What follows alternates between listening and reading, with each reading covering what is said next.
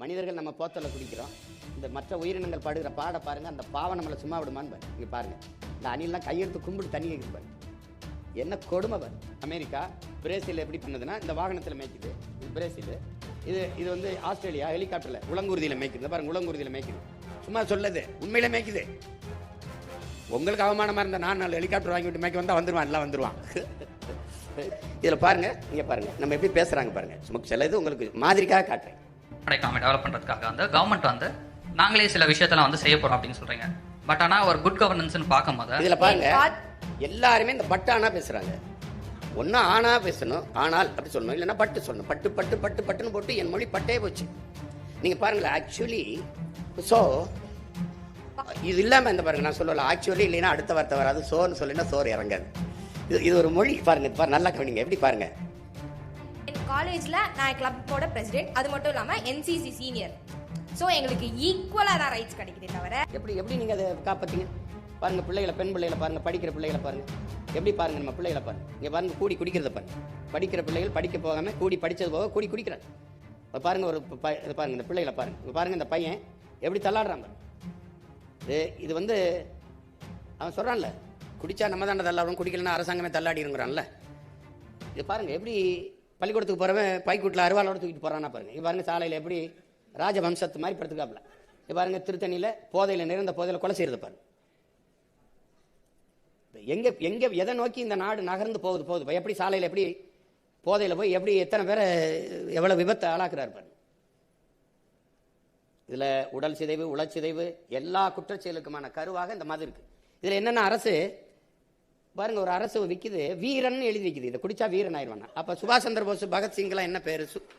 அதுக்கு ஆஃப் குவார்டர்னு வைக்கிறதா அவங்களுக்கு பேர் எப்படி வைக்கிறது? எப்படி நீங்களே சொல்லுங்க. எதை நோக்கி நகர்த்துறாங்கன்னு பாருங்க. இங்க பாருங்க, வீரன். ஒவ்வொருத்தனும் வெறி கொண்டு இருப்பான். பின்னாடி பேசிட்டு இருக்கும்போது பின்னாடி ஊற்றி அடிச்சுக்கிட்டு இருக்காப்ல பாருங்க. இது குடியை கெடுக்கும்னு எழுதி வைக்குது. இவ்வளவுதான் சமூக பொறுப்பு, அரசினுடைய சமூக பொறுப்பு.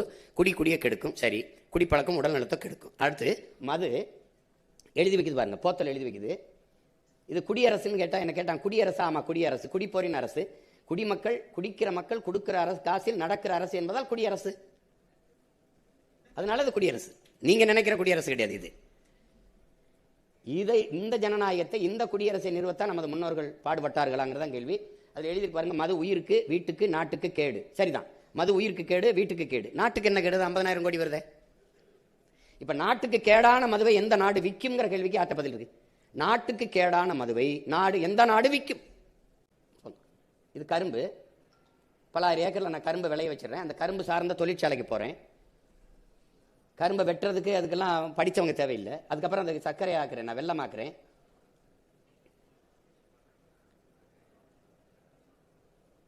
அவங்க என்ன சொல்றாங்க? வெளிநாடுகளில் இருக்கிற நம்ம பிள்ளைகள் வந்து அந்த கருப்பட்டின் வெள்ளை கட்டி மாதிரி இருக்கிறத விரும்பல, அச்சு போல இருக்கிறத விரும்புறாங்கன்றாங்க. நான் அந்த அச்சை மாத்திடுறேன். அதுல இருந்து தாள் தயாரிக்கிறோம். கரும்புல இருந்து எத்தனால் பெட்ரோல் தயாரிக்குது பிரேசில், அதுக்கு போயிடும். அந்த எத்தனால் பெட்ரோல் தயாரிக்குது. அது பிரேசில் தொழில்நுட்பத்தை பின்பற்றிக்கிறோம். அப்போ கரும்பு சக்கையிலிருந்து சாப்பிட்ற தட்டு செஞ்சுக்கிறோம். இப்போ தக்காளி பல 1000 ஏக்கரில் விளைய வச்சுக்கிறோம். தக்காளியில் இருந்து உணவு தேவைக்கு பெட்டி அடித்து பிள்ளைங்க அப்படியே அடிச்சிருவாங்க. அது போக பல கூழ் தயாரிக்கிறாங்க. தக்காளி ஜாம் சொல்லுவோம்ல, அது ஊறுகாய். அது சமையல், அதான் ஜாம் வந்து சமையல் சுவையொட்டி அது தயாரிக்கிறாங்க. தக்காளி ஊறுகாய். இப்போ தக்காளி நான் ஒரு மாதிரிக்காக சொல்கிறேன். பருத்தினா பருத்தி, மரவள்ளிக்கிழங்கு, ஆழ்வள்ளிக்கிழங்குனா அது சார்ந்த தொழிற்சாலை. இப்போ பனை இருக்குது. பனை வந்து உங்களுக்கு தெரியும், 840 பொருளை அது பயன்பாட்டுக்கு தருது நமக்கு. அதனால தான் அது பெருங்கொடைன்னு சொல்கிறாங்க. அது கற்பக தருன்னு சொல்கிறாங்க. நம்ம அந்த பெருங்கொடை, இயற்கையினது பனை மரம் இல்லை, அது புல். அறிவியல் அப்படி தான் சொல்லுது. அது புல் தான், பெரிய புல். இப்போ பனை மரத்தில் இப்படி ஏற வேண்டியதில்லை பாருங்க. எப்படி இந்த கருவியை கொண்டு வந்துடுறேன். நவீன யாரும் ஏற வேண்டியதில்லை. இப்படி விசை அப்படி இறக்குனா இறங்கிடும், பனைக்கு நேரம் இப்படி ஏற்றினா ஏற்றிடும். இந்த அறிவியல் தொழில்நுட்பத்தை நான் இந்த வேளாண்மையில் பயன்படுத்திக்கிறேன். உங்களுக்கு தெரியுது எனக்கு. அதில் இருந்து இங்கே வர்றதுன்னா மருதமங்காடி. இங்கே என்ன பண்ணும்? கருப்பட்டி காய்ச்சுது, கருப்பட்டி எடுத்துக்கிறது, நொங்கு பதனிடுது, பதநீர் அதை பதப்பட்டு மதிப்பு கூட்டி அதை விற்கிது. பனை ஓலையில் விசிறி, பனை ஓலையில் பாய், பனை ஓலையில் கொட்டான், சீன பாய், சீன கொட்டான்லாம் விற்கும்போது சீன பாயில் படுத்தா தான் கனவு வருமா என்ன? நம்ம பாயிலையும் வரும். அது பயன்படுத்துறது இல்லை. அப்போ பனை, தென்னை, நிலம், வளம் சார்ந்த தொழிற்சாலைகளை வாழ்விடும். இப்போ என்ன திருச்சி நிறைய பனை இருக்கு, அங்கே போடுவேன் தொழிற்சாலை. எங்கள் ஊர் ராமேஸ்வரத்தில் பனை இருக்கு, அங்கே போடுவேன். எங்கே இருக்கோ அங்கே போடுவேன். இல்லைன்னா அங்கிருந்து எடுத்துக்கிட்டு வருவேன் பதநீரை மற்ற இடத்துல. அப்படி கொண்டுட்டு வருவேன். அப்போ நீங்கள் வந்து வேலை இல்லைன்னு நீங்கள் சொல்ல வேண்டியதில்லை, அவரவர் வாழ்விடத்திலே கொடுத்துருவேன். அதை தான் ஐயா அப்துல் கலாம் புறா திட்டம்ங்கிறாரு. உங்களுக்கு பொருளாதார வளர்ச்சியில் சிற்றூர்களின் பொருளாதாரத்தை கவனிக்காம ஒரு நாட்டின் சமூகத்தை பொருளாதாரத்தை வளர்த்தெடுக்க முடியாது. நம்ம நாடு கவனம் பண்ணுவது நகர்ப்புற வளர்ச்சி தான். ஸ்மார்ட் சிட்டி இருக்கும், ஸ்மார்ட் வில்லேஜ் இருக்காது. அப்போ இது நகர்ப்புற வளர்ச்சியை கவனம் பண்ணுறதுனால கிராமங்கள் காலியாகி நகரங்கள் பிதுங்கி வழியுது, தேவையற்ற நெருக்கடியை சந்திக்குது. நான் அப்படி இல்லை, உன் வாழ்விடத்திலே சிறந்த கல்வி, சிறந்த மருத்துவம், வேலைவாய்ப்பை தந்துறேன், நீ அங்கேயே இருன்றேன், அங்கேயே இருக்க வச்சிருவேன் மக்களை. அவன் தேவைப்பட மாட்டான். ஏன்னா தலைநகர் 5 தலைநகராக பிரிச்சிருவேன். தலைநகரை மாற்றுவோம், தமிழகத்தை மாற்றுவோம்.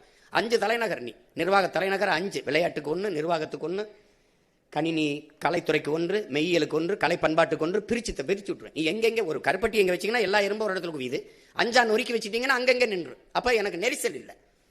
அப்போ அது சொல்கிறது, அது ஒரு பெரிய கனவு, அதை நான் விரிக்கிறேன் உங்களுக்கு. இப்போ இந்த மாதிரி நீங்கள் போகும்போது வெற்றிடம்னு ஒன்றை நீங்கள் பார்க்க முடியாது. சாலையில் இப்படி போனீங்கன்னா நம்ம ஆட்சியில் நீங்கள் 5 ஆண்டு தான், நான் 10 ஆண்டு பசுமை திட்டம், பல கோடி பனை திட்டம்னு சொல்லுங்க, 10 ஆண்டு தான். நீங்கள் பூமியை பச்சை பொறவையில் போத்திடுவேன் என் பூமி. நீங்கள் பாருங்கள், இப்போ இப்படி பாலையில் போனீங்கன்னா அப்படி திரும்பி பார்த்தீங்கன்னா எங்கே பார்த்தாலும் மரங்கள் இருக்கும்.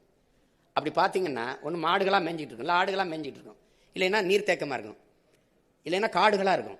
வெற்றிடம்னு ஒன்றே இருக்காது, வெற்றிடம்னு ஒன்றே இருக்காது. இதெல்லாம் சாத்தியமா? கேரளாவுக்கு போய் பாருங்கள், காலி இடம்னே ஒன்று இருக்குது, அதில் ஆடு மாடு மேய்ஞ்சிட்டு இருக்கு, இல்லை மரங்கள் இருக்கும். ஒரு வீடுனா 3 மரம் இருக்குமா, பலா, வாழை, தென்னை, ஏதாவது மரம் இல்லாத வீடு காட்டு பார்ப்போம். நீ இந்தியா முழுமைக்கு பயணி, விண்ணூர்தியிலிருந்து கீழே பாரு, வெள்ளை வெள்ளையா கட்டடங்கள், சின்ன சின்னதாக புள்ளி மாதிரி மரங்கள், பச்சை தெரியும். கேரளாவுக்கு போய் பாருங்க, பச்சையா இருக்கும், புள்ளி புள்ளியா வீடுகள் தெரியும். நான் என்ன சொல்றேன்னா நீங்க பறந்து பாருங்க, வேணா பாருங்க. எங்க ஊர் ராமநாதத்துக்கு, ராமேஸ்வரத்துக்கு போகும்போது எல்லாம் என்ன பச்சை பசைன்னு இருக்கு, வறண்ட பூமி. இறங்கி பார்த்தா தான் வேலிக்கருவல் தெரியும். மேல இருந்து பார்க்கும்போது பச்சையா இருக்க, இவ்வளவு சிறப்பான நாடான்னு நினைப்பீங்க நீங்க. பாருங்க, ஒன்றும் மேய்ச்சல் நிலம் இருக்கும், இல்லைன்னா காடுகளாக இருக்கும், இல்லைன்னா பண்ணைகளாக இருக்கும், வேளாண் பண்ணைகளாக இருக்கும். நான் கழுதை வளர்ப்போம்னா சிரிப்பீங்க. ஒரு கழுதை பால் 1 லிட்டர் 5000 ரூபா. உலகத்திலே ரொம்ப இந்த அழகு பொருட்களை தயாரிக்கிறது கழுதைப்பாலில் தான். 60 விழுக்காடு வந்து இந்த விலை உயர்ந்த பாலாடை கட்டி சீஸ் கழுதைப்பாலில் தான் தயாரிக்கிறான். கேரளாவில் ஒருத்தர் மாதம் 50 லட்சம் சம்பாதிச்சுக்காரு கழுதை வளர்த்து. நீங்கள் வளர்க்கலைன்னா போங்க, ஆடு மாடு வளர்க்க நீங்கள் வேறு, நான் மேய்ச்சிக்கிறேன். ஆனால் பால் யாராவது கேட்டு வந்தீங்கன்னு வச்சுக்கிறேங்க. அப்போ கூட்டு வேளாண் பண்ணேன், அதை உருவாக்கிடுவேன், அதை இயற்கை சுற்றுலாவாக மாற்றிடுவேன். நீங்கள் அங்கே வந்தீங்கன்னா இங்கே 2000 ஏக்கரில் 5000 ஏக்கரில் விளைநிலம் இருக்குன்னா அங்கே ஒரு தங்கும் விடுதி, அங்கே உணவகம், அங்கே சுற்றுலா, அங்கே எல்லாம் இருக்கும். நீங்கள் வந்து குடும்பத்தோடு வந்து என்ன கீரை வேணுமோ அந்த கீரையை சமைக்கலாம், என்ன மீன் வேணுமோ பிடிச்சி கொடுப்போம், எந்த கோழி வேணுமோ என்ன வேணுமோ அங்கே நாங்கள் உங்களுக்கு கிடைக்கிற மாதிரி செஞ்சுருவோம். இப்போ இது வந்து இதை வந்து நம்ம ஒழிக்கணும்னு நினைக்கிறோம். இங்கே பாருங்கள், இப்போ குண்டு போட்டு கொள்வது மட்டும் படுகொலை இல்லை, குடிக்க வச்சு கொள்றதும் படுகொலை தான் நம்ம சொல்கிறோம். சாராயம் ஒரு நஞ்சு, அது எதன் பொருட்கள் அது சரி செய்ய முடியாது. மது விற்று வரும் வருமானம் குஷ்டரோகியில் இருக்க வெண்ணெய்க்கு சமம்ங்கிற பேரை எங்கள் அண்ணா சொல்லியிருக்காங்க. அவர் பேரை சொல்லி கட்சி நடந்தோம்னா தொடர்ந்து அந்த வெண்ணெயை சாப்பிட்டுக்கிட்டே இருக்காங்க. சாராயம் ஒரு நஞ்சு. இப்போ பல குற்றங்களை பிரசவிக்கிற தாயா இந்த போதை தான் இருக்குது, குற்றங்களின் கருவறையாக இருக்குது. இங்கே பாருங்கள், திடப்போதை, திரவப்போதை. இந்த தனி முதலாளி யாராவது காய்ச்சிட்டானா கள்ளச்சாராயம் ஆயிடுது, அரசை காய்ச்சிருச்சுன்னா நல்ல சாராயம் ஆயிடுது. பார்த்துக்கிறங்க, போக்குவரத்தை தனியாற்ற கொடுத்துருச்சு, மருத்துவத்தை தனியாற்ற கொடுத்துருச்சு, மின் உற்பத்தி விநியோகத்தை தனியாற்ற கொடுத்துருச்சு, கல்வியை தனியாற்ற கொடுத்துருச்சு. ஆனால் மதுவை மட்டும் அது வச்சிருக்குது. உலகத்தில் உங்களுக்கு தெரியாது, எந்த பொருளையும் உற்பத்தி செய்கிறவனே விற்பனையாளனா இருந்தது இல்லை. ஒரு வேளாண் குடிமகனும் கூட அவன் விளைய வைக்கிற பொருளை அவனே விலையை தீர்மானித்து விற்பனை செய்கிறது இல்லை. இங்கே வந்து இந்த மகிழுந்து தயாரிக்கிறவனோ அலைவை செய்கிறவனோ அவனே உற்பத்தியாளனே விற்பனையாளனே இல்லை. தமிழ்நாட்டில் மட்டும்தான் உற்பத்தியாளனே விற்பனையாளனாக இருக்கிறது. ஏன்னா மது ஆலைகளாக அவங்கது, விற்கிறதா அவங்க தான். இப்போ பாருங்க, எதுவுமே அவன் விலையை அவன் விற்கிறது இல்லை. இது மட்டும்தான் உற்பத்தியாளரே விற்பனையாளராக இருக்கிறது நம்ம நாட்டில், இந்த மதுவில் மட்டும்தான்.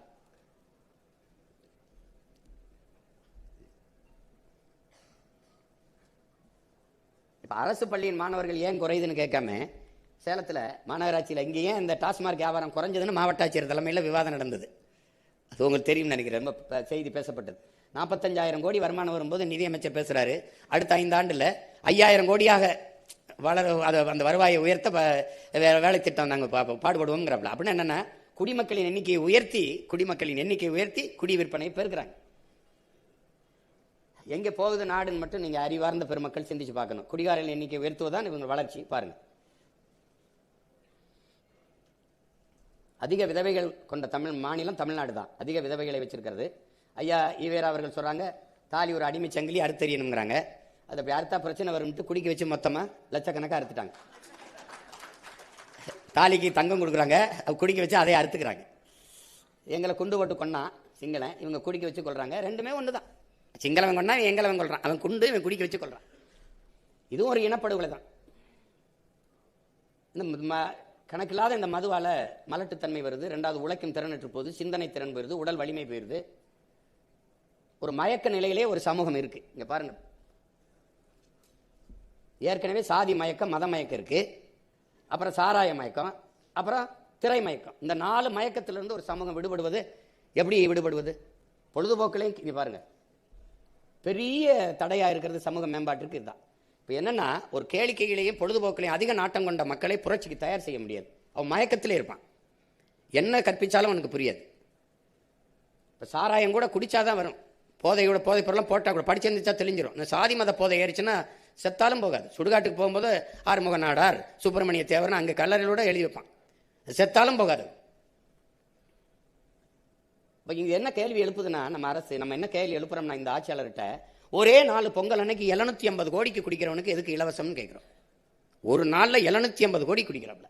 அவர் பிடித்த நடிகர் படம் வந்தால் 35 கோடிக்கு ஒரு நாள் வசூல் கொடுக்குறாரு. ஒரு நாள் வசூல் 35 கோடி. பொய் இல்லது, இந்த தகவலை தான் எடுத்து அப்படியே போடுறோம். 35 கோடி அவருக்கு எதுக்கு இலவசம்னு கேட்குறோம். இப்போ இலவசம் கொடுக்கும்போதே அவன் ஏமாற்ற ஆரம்பிச்சிட்டான்ல.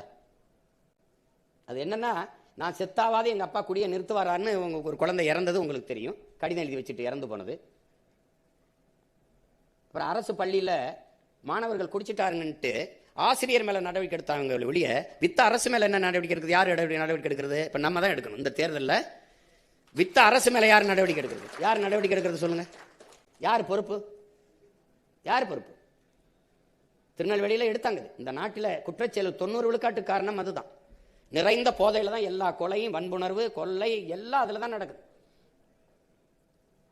எல்லாமே அதில் நடக்குது. இப்போ மதுவை வித்துட்டு வர்ற வருவாயில் பெண்ணுக்கான பாதுகாப்பு, சட்டம் ஒழுங்கு, நாட்டு நலன்னு பேசுவது எவ்வளவு ஒரு வெற்றி சொல்லுங்கிறத நீங்கள் எவ்வளவு கேவலமான ஒரு வார்த்தைங்கிறத நீங்கள் பாருங்க. என் நாடு விற்கும் பாருங்க. இப்போ நம்ம என்ன செய்யறோம்? நம்ம ஆட்சிக்கு வந்தால் விலை உயர்ந்த விடுதிகள், அதாவது இந்த மாதிரியான விடுதிகள், சுற்றுலா தலங்கள், இப்போ அந்த மாதிரி இடங்கள்ல இந்த உயர்வார்ந்த சீமை இந்த மதுபானத்தை திறந்து விடுறோம் வெளிநாட்டு பயணிகள் வரும்போது. மற்றபடி இதை நம்ம தடை செஞ்சிடறோம், சுத்தமாக தடை செஞ்சிடறோம். அப்போ இது மாற்று வேணுமே அப்படின்னா, ஒவ்வொரு தேசிய இனத்திற்கு ஒரு மது இருக்குது. நம்ம புதுசாக இல்லை, ஒவ்வொரு தேசிய இனத்திற்கு ரஷ்யானா ஓட்கா, அங்கன்னா விஸ்கி, இங்கே என்ன ஒயின், இப்படி ஒவ்வொரு நாட்டிலையும் ஒரு மது இருக்குது. அப்போ நம்முடைய பாரம்பரியம் வந்து பண்டை காலம் தொட்டு சங்க ஐவாவையும் அதிகமானமே கல்லுண்டு பேசி கொண்டிருந்தாருன்னு. கல் மது இல்லை, உணவின் ஒரு பகுதின்னு தான் இந்திய அரசியலமைப்பே சொல்லுது. எங்கள் அப்பா நல்லசாமி பேசிகிட்டே வருவாங்க, அதனால சொல்லுது. அதில் நான் என்ன எடுத்துறேன்னா, அதில் எந்த மூலிகை, எந்த வேதிப்பொருளும் கலக்காத ஒரு இயற்கையில் ஒரு ஒன்று இருக்குன்னா அது இந்த இதுதான்.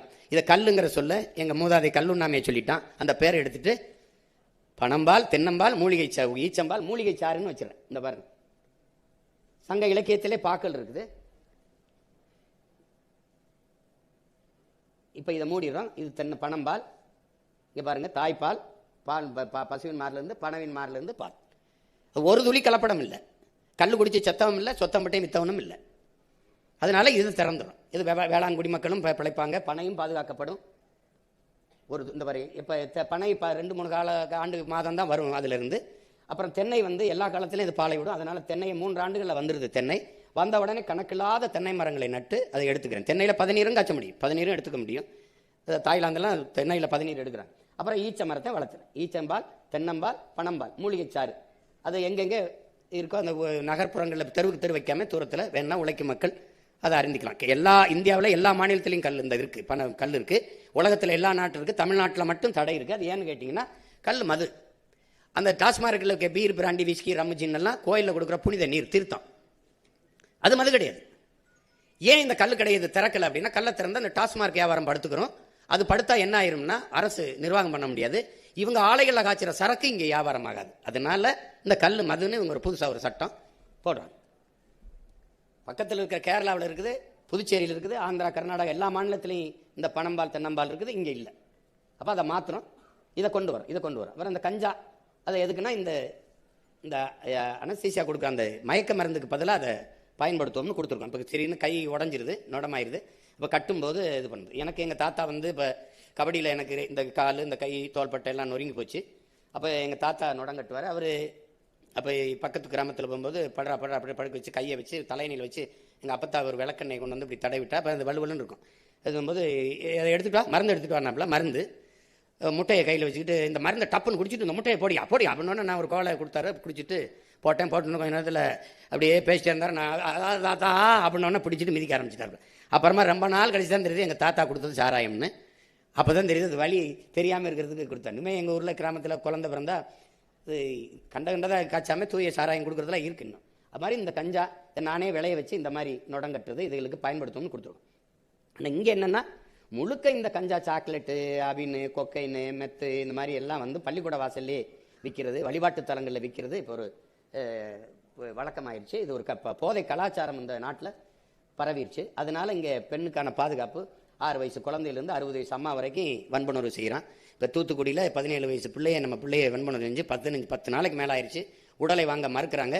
இன்னும் அந்த குற்றவாளிகளை கண்டுபிடிக்க முடியலைன்னா நம்மளுடைய காவல் கட்டமைப்பு எவ்வளவு அதை ஒழிச்சிட்டு இதை திறந்துடும். இலவசம் என்பது வளர்ச்சி திட்டம் இல்லை, வீழ்ச்சி திட்டம். ஏன் நம்ம இலவசத்தை ஒழிக்கணும்னு நினைக்கிறோம்னு நீங்கள் ஆறுதலால் காயங்கள் ஆறுவதில்லை, அழுவதனால் எதையும் அடைந்து விட முடியாது, தூறல்களால் பயிர்கள் விளையாது, என் தேசத்தை நாசமாக்கிய ஒரே சொல் இலவசம்ங்கிறார் ஐயா குன்றக்குடி அடிகளார் அவர்கள் சொல்றாரு. இப்போ அதனால இது ஒரு வளர்ச்சி திட்டம் இல்லை, வீழ்ச்சி திட்டம், வெறும் கவர்ச்சி திட்டம். ஒரு மனிதனுக்கு தேவையானது அடிப்படை உணவு, உடை, உறையும். இது 3ஐயும் அரசு கொடுக்கணும்ன்றார். அப்படி கொடுக்கலைன்னா அந்த சமூகம் குற்ற சமூகமாக தான் மாறுங்கிறாரு. அதனால இது 3ஐயும் கொடுக்கணும், அதுதான் அடிப்படை. இங்கே அப்படி இல்லாமல் எல்லாத்துக்கெல்லாம் தொட்டதுக்கெல்லாம் இலவசம் இலவசம்னு கொடுக்குறாங்க. அரிசி இலவசம், அண்டா இலவசம், குண்டா இலவசம். இந்த நாட்டில் வளர்ச்சி திட்டங்கிறதே சலுகை, போனஸ், மானியம், இலவசம். இது 4 தான் இருக்குது.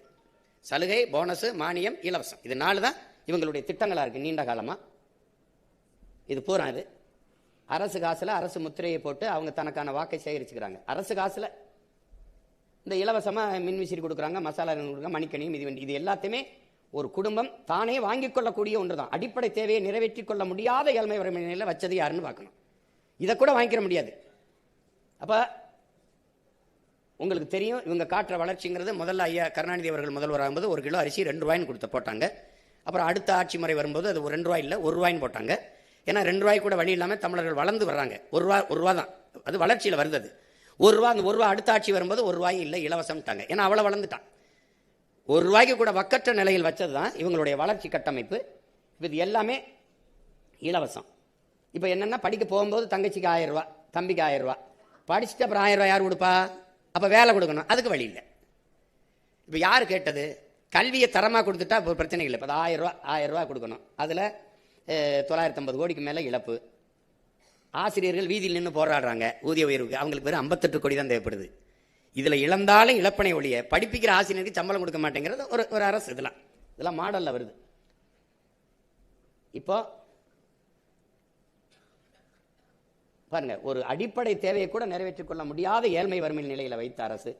ஒரு மிக்சி கொடுத்துறாங்க, ஒரு மாவரைக்கிற எந்திரம், ஒரு 6 மாதம் ஓடும், அப்புறம் அதுக்கப்புறம் பழுதாயிரும், அடுத்த தேர்தல் வரை காத்திருக்கணும். சரி, இதுக்கு மாவரைக்கிற எந்திரம் கொடுத்தீங்க, மசாலாக்கு எந்திரம் கொடுத்தீங்க, அதை இயக்கிறதுக்கு மின்சாரம் கொடுத்தீங்களான்னா அது இல்லை.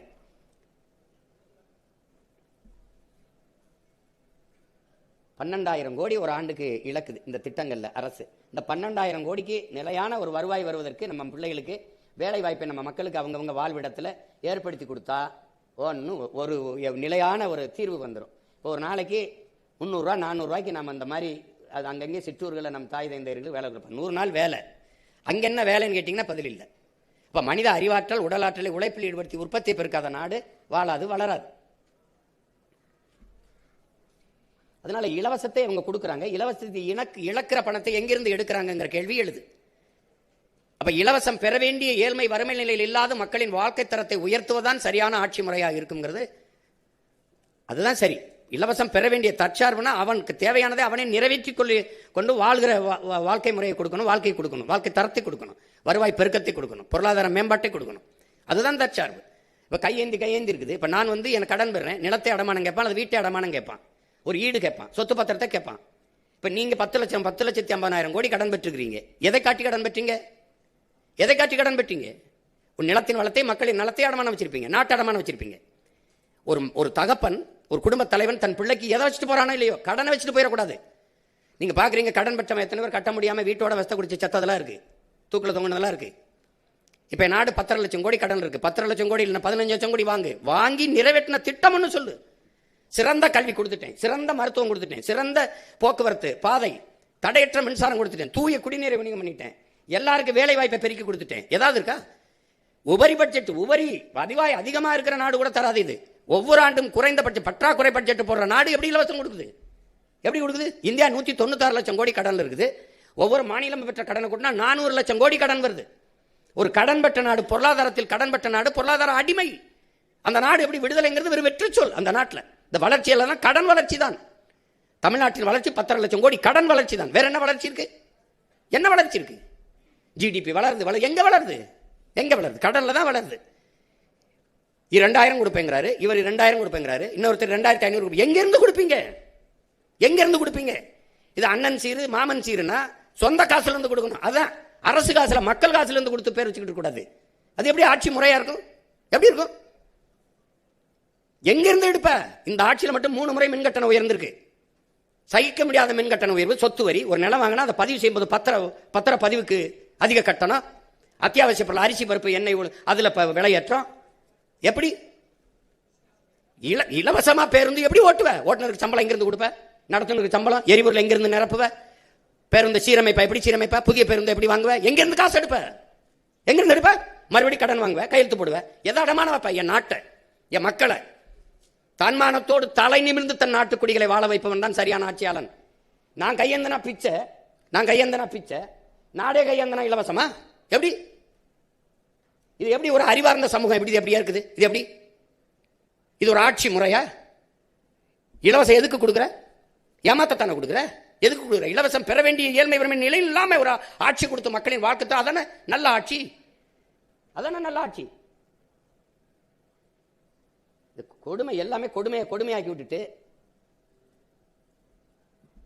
பெருமையோடு வாழ்ந்த ஒரு இனத்தின் மக்கள் பாருங்க, உலகத்துக்கு சோறு போட்ட ஒரு இனம்.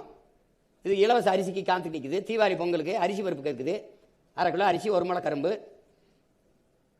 ஒரு கயிறு, அதில் போட்டு தூக்கில் தங்க வேண்டியதான். இது பாருங்க, இது ரேஷன் அரிசி, நியாய விலை கடையில் கொடுக்குற அரிசி. ஒரே நிலம், ஒரே நெல், ஒரே வேளாண்குடிமை விளைய வைக்கிறான். இந்த மக்கள் சேவைக்கு வர ரேஷன் கடைக்கு வர இந்த நியாய விலை கடைக்கு வர அரிசி தரமற்று இருக்கு. அதே அரிசி விற்பனைக்கு போகும்போது, அதே நெல் விற்பனைக்கு போகும்போது தரமா இருக்கு. இடையில என்ன நடக்குது? இந்த அரிசி யார் வாங்கி சாப்பிட? இந்த ரேஷன் கடையில் கொடுக்குற அரிசியை சாப்பிட்ற யாராவது ஒரு அமைச்சர் அல்லது யாராவது ஒருத்தர் சொல்லுங்க. இந்த நாட்டில் ஒரே ஒருத்தன் தான் ரேஷன் அரிசி சாப்பிட்டுருக்கா, அது என் தாத்தன் காமராஜ் மட்டும்தான். வேற யாரு? அவன் கேட்டா சனா இதைத்தானே சாப்பிடுது, நம்ம அதை தான் சாப்பிடணும்னாரு. அன்னைக்கு இருந்த நிலைமை வேற. இது யாரு? கோழி கூட கொத்தாது, மாடு கூட சோறாக்கி வச்சா தண்ணியை சாப்பிடாது இந்த அரிசி. இதுல என்ன சொல்லுதுன்னா, இந்த பாருங்க, 1950 கோடி இழப்பு ஏற்பட்டிருக்கு. இந்த அரிசியை ஏற்றி இறக்குறது இல்லை. இந்த கை டல்லி போட்டில, கரண்டி டல்லி போட்டில, மூட்டையில தானே ஏற்றி இறக்குனேன். இது என்ன கணக்கு சொல்ற? 950, 2000 கோடினா பயந்துருவீலாம். ஆனால் 950 கோடி சரியா எப்படி சிந்திச்சு? 1950 கோடிக்கு இழப்பு ஏற்படுற அளவுக்கு அரிசி எப்படி சிந்தன? நீ மக்களுக்கு சேவை செய்யற அரிசியை கொண்டு எப்படி சிந்தன? கடத்தி வித்தியா சிந்தினியா? எப்படி? அந்த வெள்ளம் எல்லாம் அங்க, அந்த சீனியில அங்க, சக்கரையில் அங்க எறும்பு தின்ட்டு போயிடுச்சுன்னு சொன்ன கதை தானே இது. பாருங்க, இது எந்த மாதிரி ஆட்சி முறை என்னன்னு பாருங்க. ரேஷன் அரிசி நீங்க சாப்பிட வேணாம், முகத்துக்கிட்ட மூக்குக்கிட்ட கொண்டு போங்க. எப்படி இருக்குன்னு பாருங்க அந்த தரம். நான் கையேந்தனா பிச்சை, நாடே கையேந்தனா இலவசம்.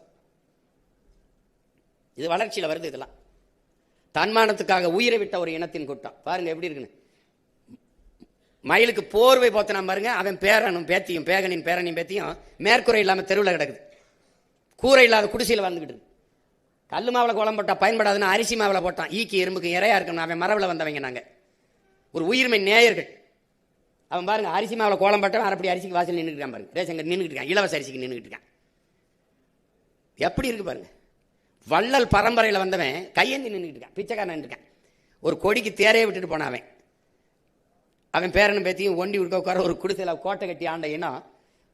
கொஞ்சம் பாருங்க, பேட்டி சேலைக்கு கையேந்தி இருக்குது. இது ஒரு பொழப்பு. கோழி கூடு தண்டி வீடை கட்டிக்கிட்டு எல்லாருக்கும் வீடு, எல்லாருக்கும் வீடு. வீடு கட்டிக்கிட்டு வரான், பள்ளிக்கூடம் கட்டிக்கிட்டு வரான், பிள்ளைய கல் எடுத்து எரிஞ்சே சுவரை இடிச்சிட்டாங்க. என்ன காட்சி போடுறேன் பாருங்க. கால கொடுமை இதெல்லாம். இலவசத்துக்கு ஒதுக்கப்படுகிற அந்த நிதியை உற்பத்தி உழைப்பில் ஈடுபடுத்தி நிலையான வருவாய் வருவதற்கு ஈட்டி அப்படி வளர்த்து கொண்டு வரதா அது நாடு. அப்படி கொண்டு வரதா நாடு. அதனாலதான் இந்த இலவசத்தை நாங்கள் ஒழிப்போங்கிறோம். இலவசங்கிற சொல்லே இல்லை, 3 தான் இலவசம். அறிவை வளர்க்கும் கல்வி, உயிரை காக்கும் மருத்துவம், தூய குடிநீர். தேசிய இனங்கள், நிலங்கள் பகுக்கப்படுகிறது, பிரிக்கப்படுகிறது. உதாரணமா நீங்க மானுடனை கணக்கிடும் போது, ஒரு மனிதனை கணக்கிடும் போது சாதி மதம் வந்து அடையாளம் ஆகாது. மொழி இனம் தான், மொழி தான். நீ யாருன்னா நீங்க என்ன மொழியில பேசுறீங்கன்னு பார்க்கத்தான். ஐ எம் பிரிட்டிஷ் கிடையாது, ஐ எம் கிறிஸ்டின் கிடையாது, I am English, I am French கிடையாது, ஐ எம் கிறிஸ்டின் கிடையாது, ஐ எம் பிரெஞ்சு. அப்படிதான் அறிமுகப்படுத்துவான். அதான் தர்வீஸ் சொல்றான். எழுதுங்கள் என் நெற்றியில் நான் இஸ்லாமியன் என்று நான் முழக்கத்தை முன்வைக்கல, எழுதுங்கள் என் நெற்றியில் நான் அரேபியன் என்று, அப்படிதான் சொன்னான். அதை தான் நாமளும் சொல்றோம். நாங்கள் தமிழர்கள் என்று நம்ம அதான் சொல்றோம். சாதி மதமும் அடையாளம் அல்ல, மொழி இனம்தான், மொழி தான் அடையாளம். அதான் சொல்லுது உலகங்கள். இப்ப நீங்க ஐரோப்பால எல்லா நாடுகளும் ஒரே மதத்தை தான் பின்பற்றுது. ஐரோப்பா ஒன்றியம் முழுக்க ஒரே மதம் தான், கிறிஸ்துவம் தான். பிறகு ஏன் இத்தனை நாடுகள்? மொழி வழியே தேசிய இனங்கள் நிலங்கள், மொழி வழியே தேசிய இனங்கள் நிலங்கள். இந்தியாவிலிருந்து பாகிஸ்தான் பிரியறதுக்கு காரணம் என்ன? மார்க்கம்.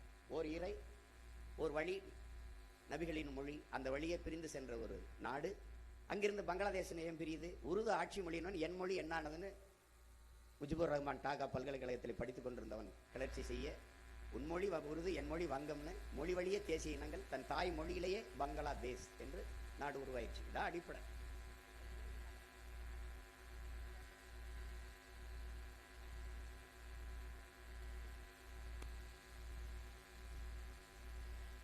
மலையாளிகளுக்கு கேரளா, தெலுங்கர்களுக்கு ஆந்திரா, கன்னடர்களுக்கு கர்நாடகா, அப்படிதான் பிரிக்கப்பட்டிருக்கு. மகாராஷ்டிரால ஒரே மதம் தான், பெரும்பான்மை மதம் இந்து தான். அப்ப பிறகு ஏன் குஜராத் போகணும்? நீ மராட்டி, நான் குஜராத்தி, அவ்வளவுதான். அப்ப அதை தாண்டி உலகிலே முதன்மொழி, மூத்த மொழி தமிழ். அது வரலாற்றில் பல்வேறு பேர் அறிஞர்கள் நிறுவியிருக்கிறாங்க. அமெரிக்கன் மொழியில் ஆய்விங்கிற அலைஸ் கொலியர் கூட உலகின் மாந்தன் பேசிய முதல் மொழி தமிழ் என்கிறார். இப்ப காலப்போக்கிலே தமிழ் மொழி பாருங்க. ஜப்பானிய மொழியில் ஆய்வறிஞர் சுஷ்மா என்ன சொல்றாருன்னா, 2000 ஆண்டுகளுக்கு முன்பு இந்தியாவிலிருந்து எங்களுக்கு விவசாயம், வேளாண்மை எப்படி செய்வது என்று கற்றுக் கொடுக்க வந்தார்கள். அவர்களின் மொழியிலிருந்து கலை சொற்கள், உயிர் சொற்கள், வேர் சொற்கள் எடுத்து எங்கள் மொழியை செழுமைப்படுத்திக் கொண்டோம். நம்ம படிக்கிறோம் மாசானுக புக்காக்க ஒற்றைவைக்கோள் புரட்சியில் அவர் தான் நவீன விஞ்ஞானத்திலிருந்து வேளாண்மையை வளர்த்தாருன்னு. அவர் பரம்பரைக்கு வேளாண்மை எப்படி செய்யறது கற்றுக் கொடுத்தவன் நம்ம முன்னோர்கள்னு அவரே சொல்றாரு. சுஷ்மா உணவே சொல்றாரு.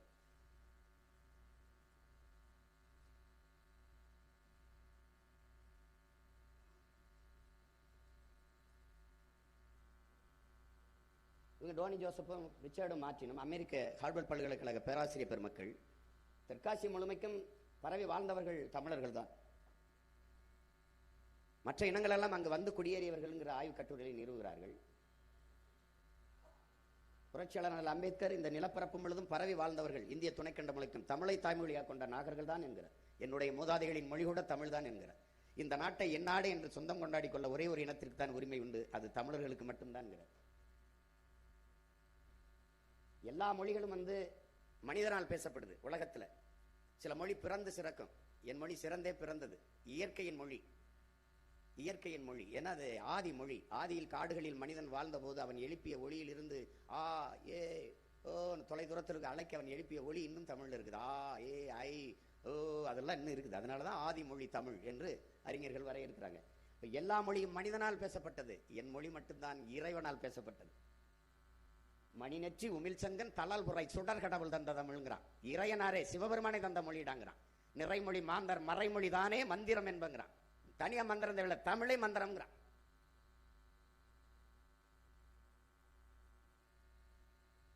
இறையனாரும் எம்பெருமான் முருகவேலும் அகத்தியரும் கட்டிக்காத்த தமிழ் சங்கம்ங்கிறான். நக்கீர பெரும்பாலும் நக்கீர நம்ம பாட்டுன்னு பாடுறான்.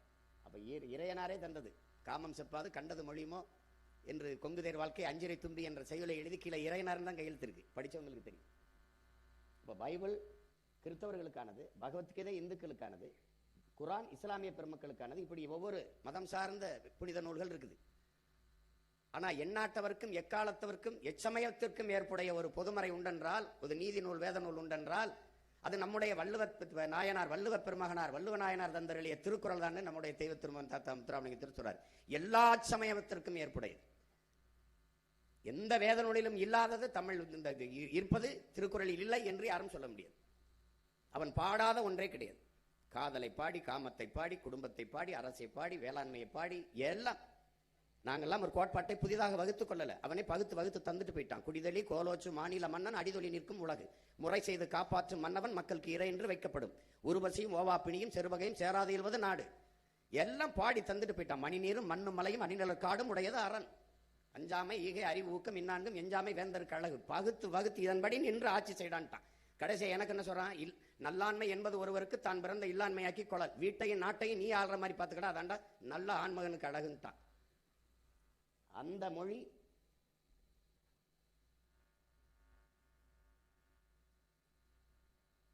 உலகில் இந்த மொழிகள் எல்லாம் தோன்றுவதற்கு முன்பு இறைமகன் இயேசு தோன்றி 500 ஆண்டுகளுக்கு பிறகுதான்.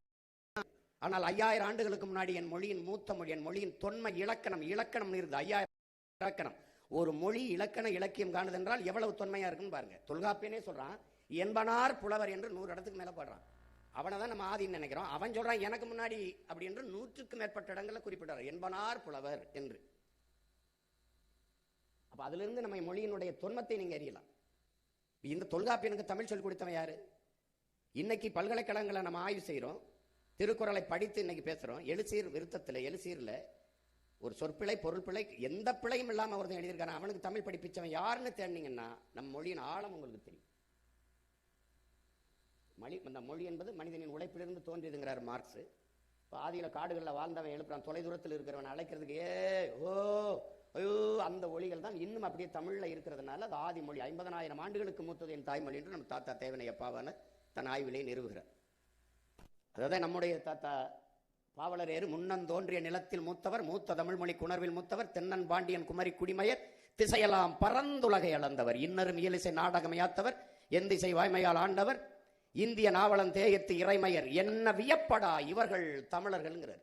வளர்ந்தரு வான்முகில் மலையிடை வாழ்க்கை தொடங்கியவர், வளர்ந்தரு குறிஞ்சியிலே காதலை உணர்ந்தவர், தேனுமில் முல்லை மருதம் நெய்தலை தீர ஆய்ந்த நல் இல்லறம் வகுத்தவர், காந்தரு பொருளையும் கழனியும் கண்டவர், கடலின் பரப்பையும் கடந்தையில் சென்றவர், ஏன் தம்பி தெரியுமா இவர்கள் தமிழர்கள்ங்கிறார். அப்படிப்பட்ட மொழி நம் மொழி என்பதை உலகில் நன்கு கட்டமைக்கப்பட்ட மொழி, நன்கு கட்டமைக்கப்பட்ட மொழி, சீராசை யாப்பு சந்தம் தொடை என்று நன்கு கட்டமைக்கப்பட்ட உலக மொழியில் உலக மொழி தமிழ். எந்த மொழியின் துணையும் இன்றி தனித்து இயங்கக்கூடிய உலகின் ஒரே மொழி உயர்தனி செம்மொழி தமிழ்தான். எந்த மொழி, இது ரிமோட் எனக்கு இயக்கி, இது மைக் எனக்கு ஒளி வாங்கி, அது ஸ்பீக்கர் ஒளி பெருக்கி, இது கேமரா ஒளிப்பதிவு கருவி, அது டிவி எனக்கு தொலைக்காட்சி, இது டிஜிட்டல் ஸ்கிரீன் எண்ணியல் திரை, எல்லாவற்றுக்கும் கலை சொற்கள் வேர் சொற்களை உயிர் சொற்களை வைத்த ஒரே மொழி உலக மொழி தமிழ்தான். அப்படிப்பட்ட பேசிக்கொண்டே போகலாம், இது சுருக்கமாக சொல்றேன். அப்படிப்பட்ட என் தாய்மொழியின் நிலை இன்னைக்கு என்னன்னு பாருங்க. பயன்பாட்டு மொழியா இல்ல, பண்பாட்டு மொழியா இல்ல, வழிபாட்டு மொழியா இல்ல, வழக்காட்டு மொழியா இல்ல, பயிற்று மொழியா இல்ல, பேச்சு மொழியா இல்ல. தமிழன் நாக்கில் வாழாத தமிழ் நாட்டில் எப்படி வாழும் பாருங்க. ஆட்சி மொழி அதிகார மொழி எந்த இடத்திலும் இல்லை, திருமண அழைப்புதல்ல கூட இல்லை, அதிகார மொழியா இல்லை, ஆட்சி மொழியா இல்லை, எங்கும் இல்லை. எமது பாட்டு யாமறிந்த மொழிகளிலே தமிழ் மொழி போல் இனிதானது எங்கும் காணோங்கிறான் எங்க பாட்டன் பாரதி. அவன்கிட்ட திருப்பி சொல்றான் பிள்ளை, ஆமா பாரதி எங்கேயும் காணோம். மணக்க வரும் தென்றலிலே குளிராயில்லை, தோப்பில் நிழலாயில்லை, தனிப்பெரிதாம் துன்பம் இது தமிழகத்தின் தமிழ் தெருவில் தமிழ்தான் இல்லைன்னு வருந்தி பாடினான் புரட்சி பாவலன். பாருங்க, தமிழன் பண்டிகைக்கே ஹாப்பி பொங்கல் தான், பொங்கல் வாழ்த்துக்கள்னு கூட எழுதுறது இல்லை. அப்ப நம்ம எப்படி இருக்குது பாருங்க. இங்க பாருங்க, இதை கவனிங்க கொஞ்சம். அது என்ன எழுதிருக்குன்னா, இங்க பாருங்க, டிஃபன் சென்டர், அதையே டிஃபன் சென்டர், எழுத்து தமிழ்ல இருக்கு, உச்சரிப்பு ஆங்கிலம். இதுதான் தமிங்கிலம், தங்கிலீஷ். இப்ப பாருங்க, அடுத்த ஒரு இதை பாருங்க. சூப்பர் பாருங்க போட்டுருப்பாங்க. பிளஸ்னா பிளஸ் தான், அப்படியே அந்த தமிழ் எழுத்துல பாலாஜி பிளைவுட் டிம்பர், கீழே பாலாஜி பிளைவுட் டிம்பர். அப்ப என்னன்னா, தமிழை ஆங்கிலத்தில் எழுதுறது, ஆங்கிலத்தை தமிழ் எழுதுறது, இதுதான் தமிங்கிலம். இவர்கள் இதுவரை கடைபிடிச்ச இருமொழி கொள்கையை அன்புடன் பிறந்தார்களே, இதுதான் தமிழ் ஆங்கிலத்தில் எழுதுறது, ஆங்கிலத்தை தமிழ் எழுதுறது, இருமொழி கொள்கை. எப்படிப்பட்டது பாருங்க. 50,000 ஆண்டுகளுக்கு மூத்த ஒரு உலகின் தலை சிறந்த மொழியை, ஆகச்சிறந்த இலக்கியங்களை கொண்ட ஒரு மொழியை கேரள கவிஞன் ஆற்றூர் ரவிவர்மா சொல்றான், உலகத்திலே ஆகச்சிறந்த இலக்கியங்களை படிக்கிற வாய்ப்பு, தன் தாய்மொழியில படிக்கிற வாய்ப்பு கிரேக்கர்கள் சீனர்கள், அதையும் தாண்டி இந்தியாவில் தமிழர்களுக்கு மட்டும்தான்டா இருக்கு. அந்த மொழி என் தாய்மொழிக்கு தாய்மொழி என்பதில் எனக்கு பெருமைங்கிறார் ஆற்றூர் ரவிவர்மா. அந்த மொழி எப்படி எழுதிதான் பாருங்க. இதைத்தான் இந்த தமிழகத்தின் தமிழ் தெருவில் தமிழ்தான் இல்லைன்னு சொல்றது காரணம் அதுதான் அவர் பாடுறது. இங்க பாருங்க, மம்தா எலக்ட்ரிக்கல்ஸ், அது மம்தா எலக்ட்ரிக்ஸ், அது சொல்லிக்கிட்டே போகலாம் உங்களுக்கு. கோல்டன் ஜூபிலி அப்பார்ட்மெண்ட்ஸ், அதை சின்னதாக போட்டுட்டு இங்கிலாந்து நாட்டில் ஏதோ ஒரு ஓரத்தில் வாழ்கிற மாதிரி பாருங்க. கோல்டன் ஜூபிலி அப்பார்ட்மெண்ட்ஸ் எவ்வளோ பெருசு, அங்கே கோல்டன் ஜூபிலி அப்பார்ட்மெண்ட்ஸ். இதை எழுதாமல் இருந்தா என்ன, எதுக்கு எழுதணும்? அப்ப என் அன்னை தமிழை நீ எவ்வளவு அவமதிக்கிற? நீ தமிழகத்தின் தமிழ் தெருவில் தமிழில் ஆனா வச்ச முழக்கமான எங்கும் தமிழ் எதிலும் தமிழ் எங்க இருக்கு? வீழ்வது நாமாக இருந்தாலும் வாழ்வது தமிழாக இருக்கட்டும் அப்படி வந்தது. இன்னைக்கு வீழ்வது தமிழாக இருந்தாலும் வாழ்வது நாமாக இருக்கட்டும் நிலைமைக்கு மாற்றி என் தாய் நிலத்திலே என் தாய்மொழி சிதை தளிக்கப்பட்டுருச்சு. இது Tiruppur cotton, new hair life, bike parking செல்லும் வழி பார்த்துக்கிறங்க. சுமால் பஸ் தான், சிற்றுந்தெல்லாம் கிடையாது. அந்த இதை பார்த்தீங்கன்னா அந்த பேருந்தில் சிற்றுந்துன்னு சின்னதாக போட்டிருப்பான். போனால் போகுது தமிழங்க கொஞ்சம் பேர் இருக்காங்க. அது நம்மள என்னை மாதிரி ஆளுகளுக்கு நினைக்கிறேன். இங்கே பாருங்க, அரசு எழுதியிருக்கு பாருங்க, மதுரை ஐ ஐ போட்டுருச்சு, அப்புறம் ஒரு காதல் குருவி போட்டுருச்சு, அப்புறம் மதுரை அரசு எழுதியிருக்குது. முதல்வரே சொல்றாரு ரெயின்போவே ரெயின்போனே எழுதுங்கன்ட்டு. தமிழ் வானவில்னு எழுத சொல்ல, தமிழ் வளர்க்குறாங்க பாருங்க. இப்ப இது உங்களுக்கு போதும். பேச்சு பேச்சு எப்படி பேசுறோம் பாருங்க, எப்படி பேசுறோம் பாருங்க. வம்படி ஆங்கில சொற்களை கலந்து உங்களுக்கு தெரியாது. 20 விழுக்காட்டு சொற்களை தமிழ் இங்கிலீஷுக்கு பிச்சை போட்டிருக்கு, ஆங்கிலத்துக்கு பிச்சை போட்டிருக்கு. எப்படின்னா நம்ம மொழியில இருந்து 500க்கு மேற்பட்ட சொற்களை அவன் எடுத்து பயன்படுத்துறான். நம்முடைய கொல் அவனுடைய கில், நம்மளுடைய காசு அவனுடைய கேசு, நம்முடைய கலாச்சாரம் அவனுடைய கல்ச்சர், நம்முடைய கட்டுமரம் அவனுடைய கட்டுமரான், நம்முடைய நாவாய் அவனுடைய நேவி, நம்முடைய பேச்சு அவனுடைய எஸ்போர்ட் ஸ்பீச், அவனுடைய நம்ம உடன் அவன் எஸ்போர்ட் சடன், அவனோட நம்மளுடைய பஞ்சு அவன் எஸ்போர்ட் ஸ்பாஞ்சு. அவ்வளவுதான். அவன் நம்மகிட்ட இருந்து பல சொற்களை எடுத்து அவன் வச்சிருக்கான். அவனுக்கு ஒண்ணுமே இல்லை அவனுக்கு. நீங்க இதுல பாருங்க, இங்க பாருங்க நம்ம எப்படி பேசுறாங்க பாருங்க. சும்மா சில இது உங்களுக்கு மாதிரிக்காக காட்டுறேன். டெவலப் பண்றதுக்காக வந்து கவர்மெண்ட் வந்து நாங்களே சில விஷயத்தெல்லாம் வந்து செய்ய போறோம் அப்படின்னு சொல்றீங்க. பட் ஆனா ஒரு குட் கவர்னன்ஸ்னு பார்க்கும்போது இதுல பாருங்க எல்லாருமே இந்த பட் ஆனா பேசுறாங்க. ஒன்னா ஆனா பேசணும், ஆனால் அப்படி சொல்லணும், இல்லைன்னா பட்டு சொல்லணும். பட்டு பட்டு பட்டு பட்டுன்னு போட்டு என் மொழி பட்டே போச்சு. நீங்க பாருங்களேன், ஆக்சுவலி சோ இது இல்லாம இந்த பாருங்க, நான் சொல்லல ஆக்சுவலி இல்லைன்னா அடுத்த வார்த்தை வராது. சோன்னு சொல்லினா சோறு இறங்காது. இது ஒரு மொழி பாருங்க. இது பாருங்க, நல்லா கவனிங்க, எப்படி பாருங்க. என் காலேஜ்ல நான் கிளப்போட பிரசிடென்ட், அது மட்டும் இல்லாம என்சிசி சீனியர். ஸோ எங்களுக்கு ஈக்குவலாக தான் ரைட்ஸ் கிடைக்குதே தவிர மென்ஸ்க்கு அதிகமாவோ விமென்ஸ்க்கு கம்மியாவோ, அப்படி இல்லைன்னா உமன்ஸ்க்கு அதிகமாவோ மென்ஸ் எங்களுக்கு சம வாய்ப்பு கிடைக்கும். சொற்கள் இல்லாம இல்ல, வம்படியா பேசுறது அதுல ஒரு அறிவுன்னு ஒரு அடிப்படை தானே. என் உடன் பிறந்தார்களே, அடுத்தவன் மொழி எனக்கு எப்படி அறிவாகும்? ஒரே கேள்வி இதுதான் கேள்வி. ஏய் அவன் மொழி எப்படா எனக்கு அறிவாகும்? அப்ப ஏன் மொழி அறிவில்லையா? அது அறிவில்லையா? என்ன எப்படி இருக்கு பாருங்க. நாட்டின் பிரதமரே சொல்றாரு, வெளிநாடுகளில் போய் சொல்றாரு, உலக மொழிகளின் தொன்மையான மொழி தமிழ் என் நாட்டில் இருப்பது பெருமைன்னு. உலக நாடுகள் இருக்கிறவெல்லாம் தமிழை படிக்க ஆர்வத்தோடு வந்து கொண்டிருக்கிறார்கள். இந்திய மொழிகளின் தொன்மத்தை தமிழிலிருந்து அறியலாம்ங்கிறார். இன்னைக்கு இந்த வீடியோல நம்ம என்ன பார்க்க போறோம்னா most requested video home tour தான் பார்க்க போறோம். ஆக்ஷன் பிஜிஎம் எல்லாமே நல்லா இருக்கு, சூப்பரா பண்ணிருக்காரு, செம்ம ஆக்டிங், படம் சூப்பரா இருக்கு, சிறப்பா இருக்கு, நல்லா நடிச்சிருக்காரு, இவ்வளவுதான். சூப்பரா இருக்கு, செமையா இருக்கு. அது சொல்லணும். ஃபைட்ஸ், சாங்ஸ், டான்ஸ் ஃபென்டாஸ்டிக்கா வந்திருக்கு. அதாவது அந்த இசைல ஏதோ தமிழ் ஒளிமா இருக்குது பாருங்க. ஒரு இணைப்பு சொல்லு போல, அந்த கன்ஜெக்ஷன் வேடும்பாங்களா, அப்படி இணைப்பு சொல்லு போல அப்படி பேசுறது இந்த மொழி, புது மொழி. ஏன் அதை சொல்றேன்னா, வலி, இதய முழுக்க வலி. என்னன்னா, என் இனம் செத்துருச்சு, இது ஒரு தமிங்கில இனமா மாறிடுச்சு. அவர்கள் தெலுங்கர்கள், அவர்கள் கன்னடர்கள், அவர்கள் மலையாளிகள், நாங்கள் தமிங்கிலர்கள். இது ஒரு இனம். பேருக்கு தமிழ்நாடுன்னு இருக்கு, தமிழுக்கும் தமிழனுக்கும் இது சுடுகள். இந்த பாருங்க, லெமன் சாதம் ரெடி. இப்ப நாம வந்தா இருக்கு உனக்கு அடி அப்படி சொல்ல வேண்டியது இருக்கு. லெமன் ஆங்கிலம், சாதம் சமஸ்கிருதம், ரெடி ஆங்கிலம். அது எதுக்கு தமிழ்ல எழுதுற? எதுக்கு எழுதுறான்னு சொல்லு. எதுக்கு எழுதுற? எவ்வளவு அவமதிக்கிறான் பாரு.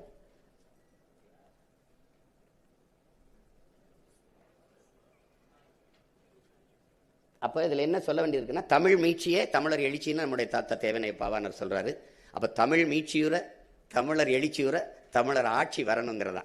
அப்ப இருக்கிற ஒரு உங்கால தமிழர் இல்லையான்னு கேட்கலாம். தமிழரா இருக்காரு, தமிழர் இருக்காரு, தமிழரா இருக்காரா, தமிழுக்காக இருக்காரா, தமிழனுக்காக இருக்காரா? அதான் இங்க இருக்கிற பிரச்சனை. உலகத்துல, இந்தியாவில் இருக்கிற மற்ற மொழி வழி தேசிய இனங்களுக்கு மட்டும் இல்ல, உலகத்திலே எல்லாருக்கும் ஒரே மொழியா தான் இருக்கணும். அவன் தாய்மொழி தான் இருக்கணும். விரும்பினால் எம்மொழியும் கற்கலாம். ஆனால் தாய்மொழியில் நல்ல புலமை பெற்றவன் எல்லா மொழிகளையும் எளிதாக கற்றுக்கொள்ள முடியும். 6 மாசத்துல ஆங்கிலம் கற்றுத்தரப்படும், சரளமாக பேசணும். இந்த தெருவங்கும் விளம்பரம் இருக்கும்போது 6 மாசத்துல கற்றுக்கொள்ள முடியும். வாழ்நாள் முழுக்க அதுக்கு படிச்சுட்டு கிடக்கணும். அடுத்தவன் மொழியில பேசுறது எப்படி? இங்கிலீஷ் வந்து நாலேஜ்னு எவன் சொல்லி கொடுத்தது? அதுவும் லாங்குவேஜ், அவ்வளவுதான். திரும்ப திரும்ப சொல்றேன், ஆங்கிலம் அறிவல்ல, மொழி.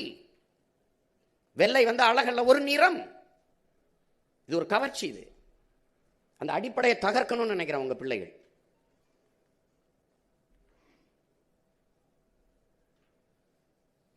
விரும்பினால் எம்மொழியும் கற்போம். ஹிந்தி தேவையா படிச்சுக்கிறோம். இப்போ எங்கள் ஊரில் இப்போ என் தம்பி இருக்கான், பூமி இருக்கான், என்னோட பாதுகாப்புக்கு இருக்கான். இராணுவத்திலேருந்து விருப்ப ஓய்வு பெற்று வந்தான். என் தம்பி எல்லாம் வந்தாங்க. நல்லா அழகாக ஹிந்தி பேசுவாப்புல, நல்லா பேசுவாள். எப்படி பேசுகிறாரு? ஹிந்தி படிச்சுட்டு வேலை சேர்ந்தாரா? தேவைப்படுது, அங்கே போய் கற்றுக்கிட்டாரு. நாங்கள் எல்லாம் நாடை இழந்து பல்வேறு நாடுகளில் ஏதிலிகளாக போனோம். இப்போ ஃப்ரான்ஸுக்கே போயிருக்கோம்னு வச்சுக்கிறோங்க. எங்கள் மக்கள் ஈழத்திலேருந்து போயிருக்கோம். எங்கள் உறவுகள் அழகாக ஃப்ரெஞ்சு பேசுவாங்க. எப்படி பேசுகிறாங்க? நாங்கள் ஃப்ரெஞ்சு கற்றுக்கிட்டு அகதியாக போனோம், ஏதிலிகளாக போனோம், தேவைப்படுது, மொழி கற்றுக்கிறோம், அவ்வளோதானே. தன் தாய்மொழியை கற்காது நீ எந்த மொழியை கற்று நீ என்ன? நீ தாயை மறந்துட்டு பெற்ற தாயை அடையாளம் தெரியல, நீ யாரு? நீ நினைவிழந்தவன் ஆயிர மாட்டியா? நோயாளி ஆயிர மாட்டியா?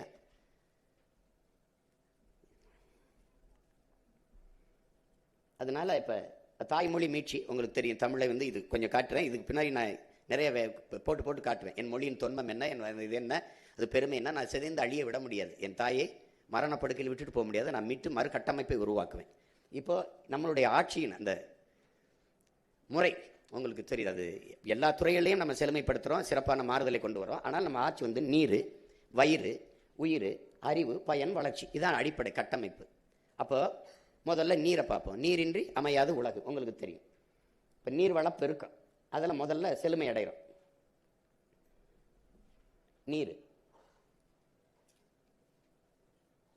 நீரின்றி அமையாது உலகனின் யார் யாருக்கும் வானின்றி அமையாது ஒழுக்கு. நம்முடைய மறையோன் வள்ளுவ பெருமகனார் சொல்றார். இப்போ மழை இல்லை என்றால் மழை இல்லை, மழை இல்லை என்றால் நீர் இல்லை, நீர் இல்லை என்றால் நிலம் இல்லை, நிலம் என்றால் வளம் இல்லை, வளம் இல்லைன்னா ஒன்றும் இல்லை, நீங்களும் இல்லை, நானும் இல்லை, ஒன்றும் இல்லை. அதான் சொல்லுது.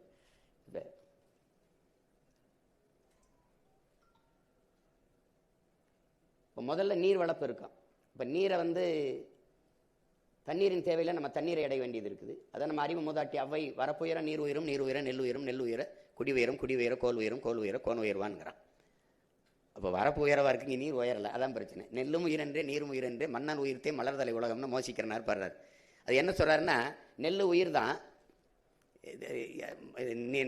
நெல்லும் உயிர் தான், நீரும் உயிர் தான். ஆனால் மன்னன் உயிர்த்தே ஒரு நல்ல ஆட்சியாளன், நல்ல அரசன் இல்லை, நல்ல அமைச்சன் இல்லைன்னா இது ரெண்டும் இருந்து பயன் இல்லைங்கிறப்ப. இப்போ நமக்கு எப்படி பயன் இல்லாமல் இருக்கு? நெல்லும் தரமா இல்லை, நஞ்சா இருக்கு, உணவும், நீரும் நஞ்சா இருக்கு. வற்றாத பாருங்க, 36 ஆறுகள் நமக்கு இருந்திருக்குது. 154 ஆறுகள் நீர் தமிழ் நிலத்தில் பண்டை தமிழகத்தில் வளங்கொழிக்க செஞ்சிருக்கு. 156 கிளை நதிகள், 34 வந்து பெரும் நதிகள், பெரும் ஆறுகள். அதில்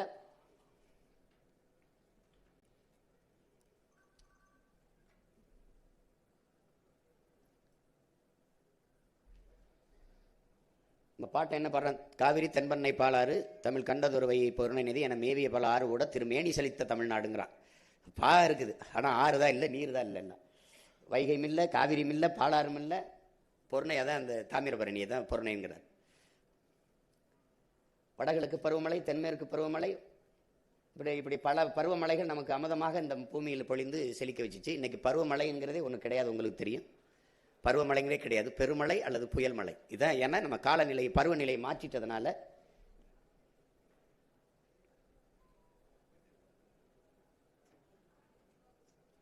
நீங்க ஏற்குங்க, நான் தேவைன்னா நிறுத்திப்பேன். உலகத்தில் முதலாக ஓடுகிற நீரை தடுத்து பாசனத்திற்கு பயன்படுத்தி விட முடியும் என்று 1800 ஆண்டுக்கு முன்னாடி அறிவியல் தொழில்நுட்பம் வளராத காலத்திலே உலகத்திற்கு நிரூபித்தவன் நம்முடைய பாட்டன் கரிகால் பெருவளத்தான். எத்தனையோ மன்னர்கள் இருந்தாலும் பெருவளத்தான் என்ற பேரு அவனுக்கு தான் வந்தது. ஏன்னா அந்த நீரை தேக்கி வளத்தை பெருக்கினான்ங்கிறதுக்காக. அப்போ வந்து நம்ம 150 லட்சம் குறுக்கம் ஏக்கருங்க குறுக்கம் விவசாயம் பண்ணோம், வேளாண்மை. இன்னைக்கு வந்து 120 ஆயிடுச்சு. இப்போ தமிழ்நாட்டுக்கு நமக்கு 980 மில்லிமீட்டர் மழை பெய்யுது ஒரு ஆண்டுக்கு. இப்போ 4300 டிஎம்சி பயன்படுத்துறது 2000 தான் பயன்படுத்துகிறோம், மீதி 2300 கடலில் விட்டுரும். உடனே இப்போ சென்னையிலே நீங்கள் பார்க்குறீங்க, ஒவ்வொரு ஆண்டு எவ்வளோ மழை பெய்யுது, எவ்வளோ நீர் தேங்குதுன்னு. அடுத்த நொடி அதை அப்படியே போடுறோம், இல்லை சாலையில் தேங்கி கிடக்குது, இல்லைன்னா அப்படியே கடலில் போய் விட்டுரும். அதை தேக்கிறதுக்கு எந்த திட்டமும் நம்மகிட்ட இல்லை. வீட்டுக்கு வீடு மழை நீரை சேமிப்போம்னு சொன்னாங்க. நான் வீட்டில் சேமித்தோம், நாட்டில் எங்கே சேமித்தாங்கன்னா அதுக்கு பதில் இல்லை. இன்னைக்கு ஏரி குளமெல்லாம் குடியிருப்புகளாக மாற்றினதான் இவருடைய சாதனை. அப்போ தென் மாநிலங்களில் அதிக மழைப்பொழிவு பெறுகிற மாநிலத்தில் ஒன்று தமிழ்நாடு. நமக்கு போதுமான அளவுக்கு நீர் இருக்குது. இப்போ 2300 டிஎம்சியில் 150 டிஎம்சிக்கு கர்நாடகாவில் கையேந்துடும். ஒரு 500 டிஎம்சியை நம்ம சேமிச்சிட்டாலே நம்ம பிற மாநிலத்தை சார்ந்து நீர் தேவைக்கு நிற்க வேண்டிய அவசியம் இல்லை. அப்போ அதுக்கு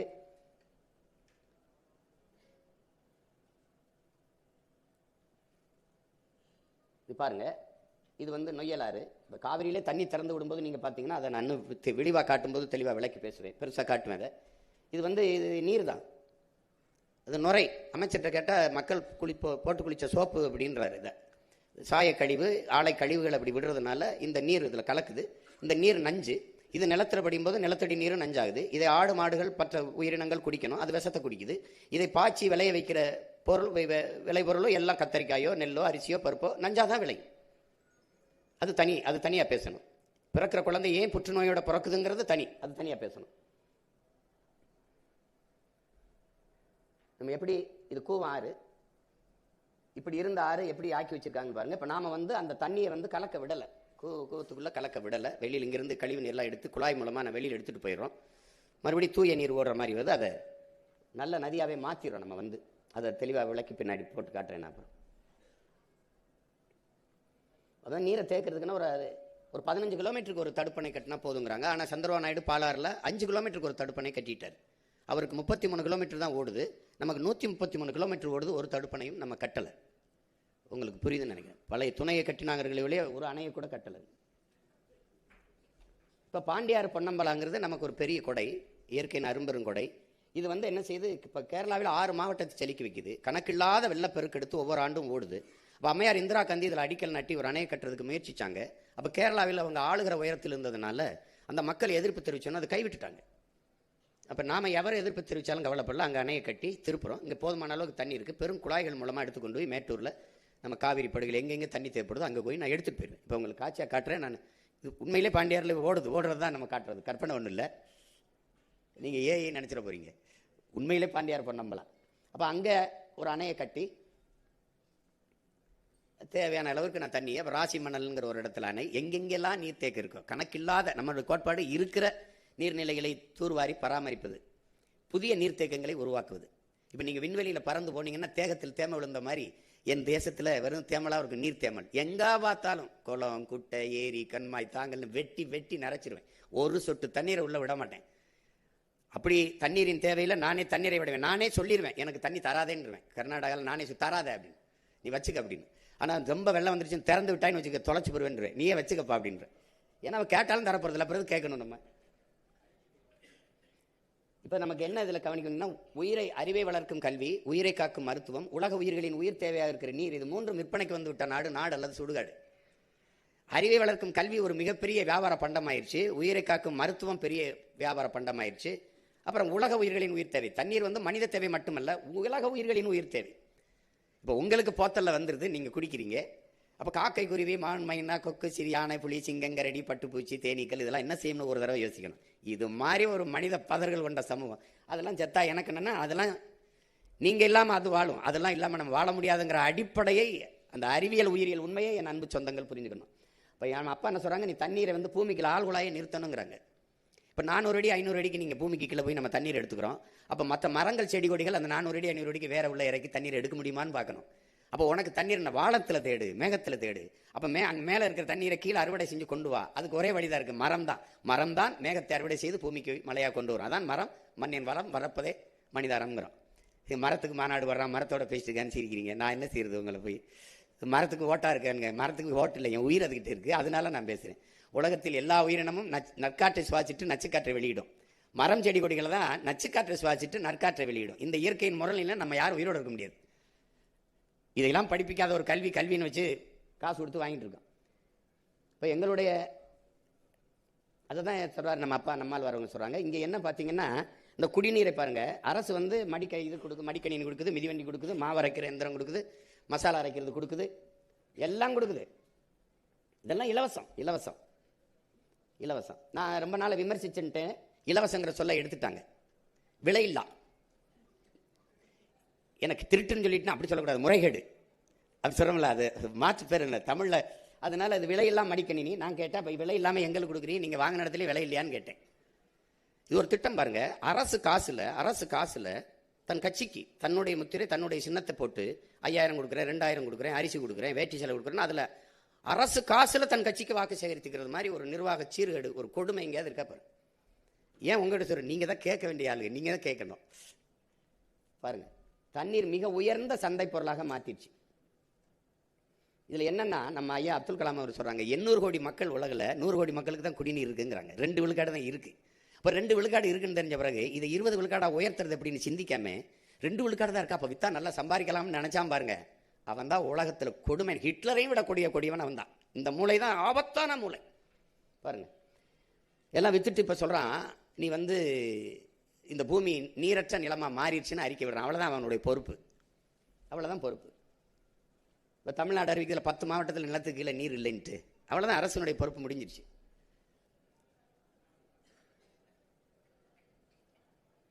தென்னாப்பிரிக்காவில் கேப்டன் நகரில் ஒரு சொட்டு தண்ணி இல்லை.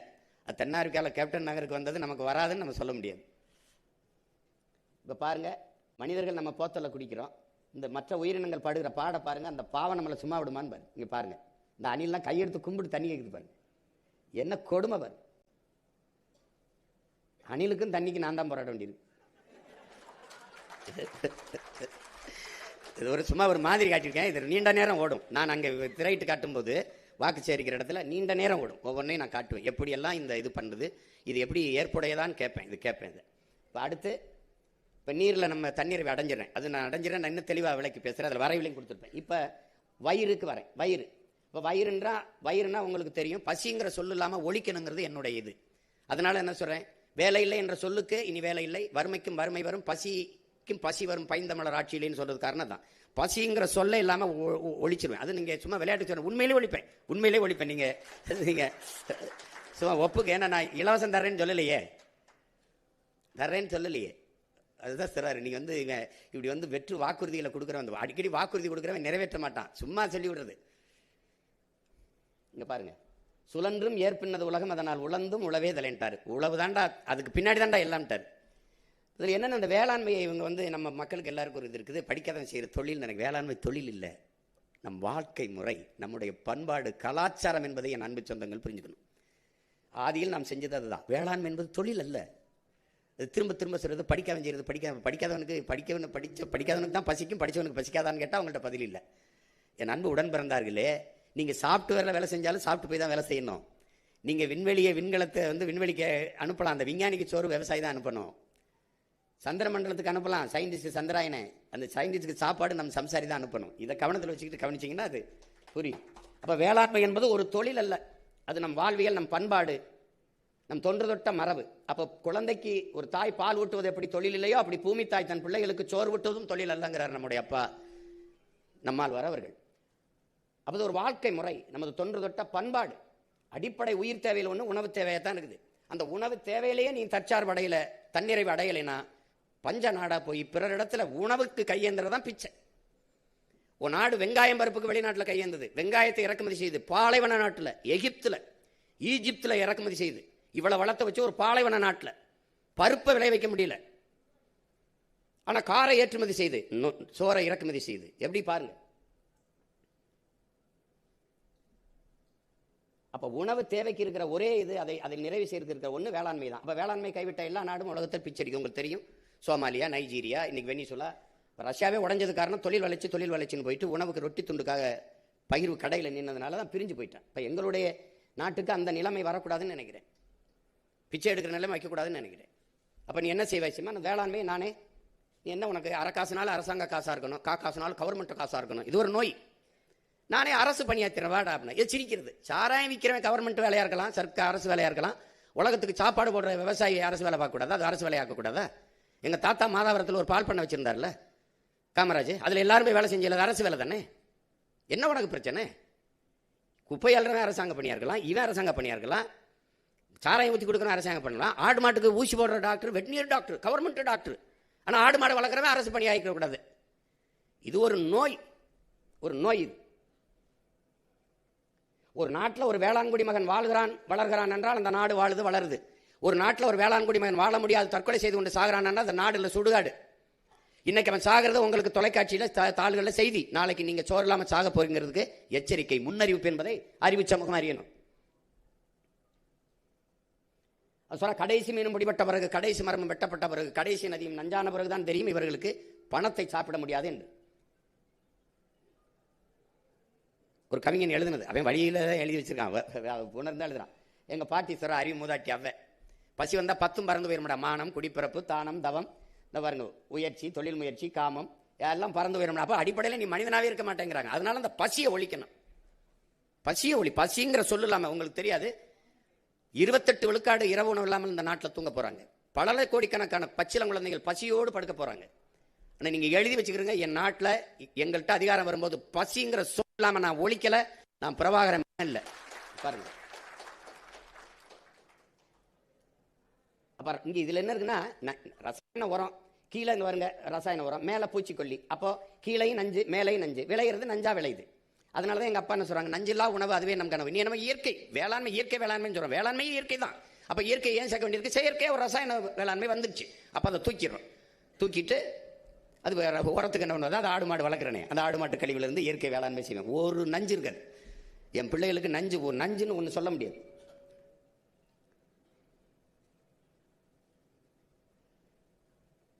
அப்ப வேளாண்மையை முன்னிறுத்திய பொருளாதாரத்தை நாங்க கட்டமைக்கிறதுனால அதை தற்சார்பு, பசுமை, தாய்மை பொருளாதாரம்னு சொல்றோம்.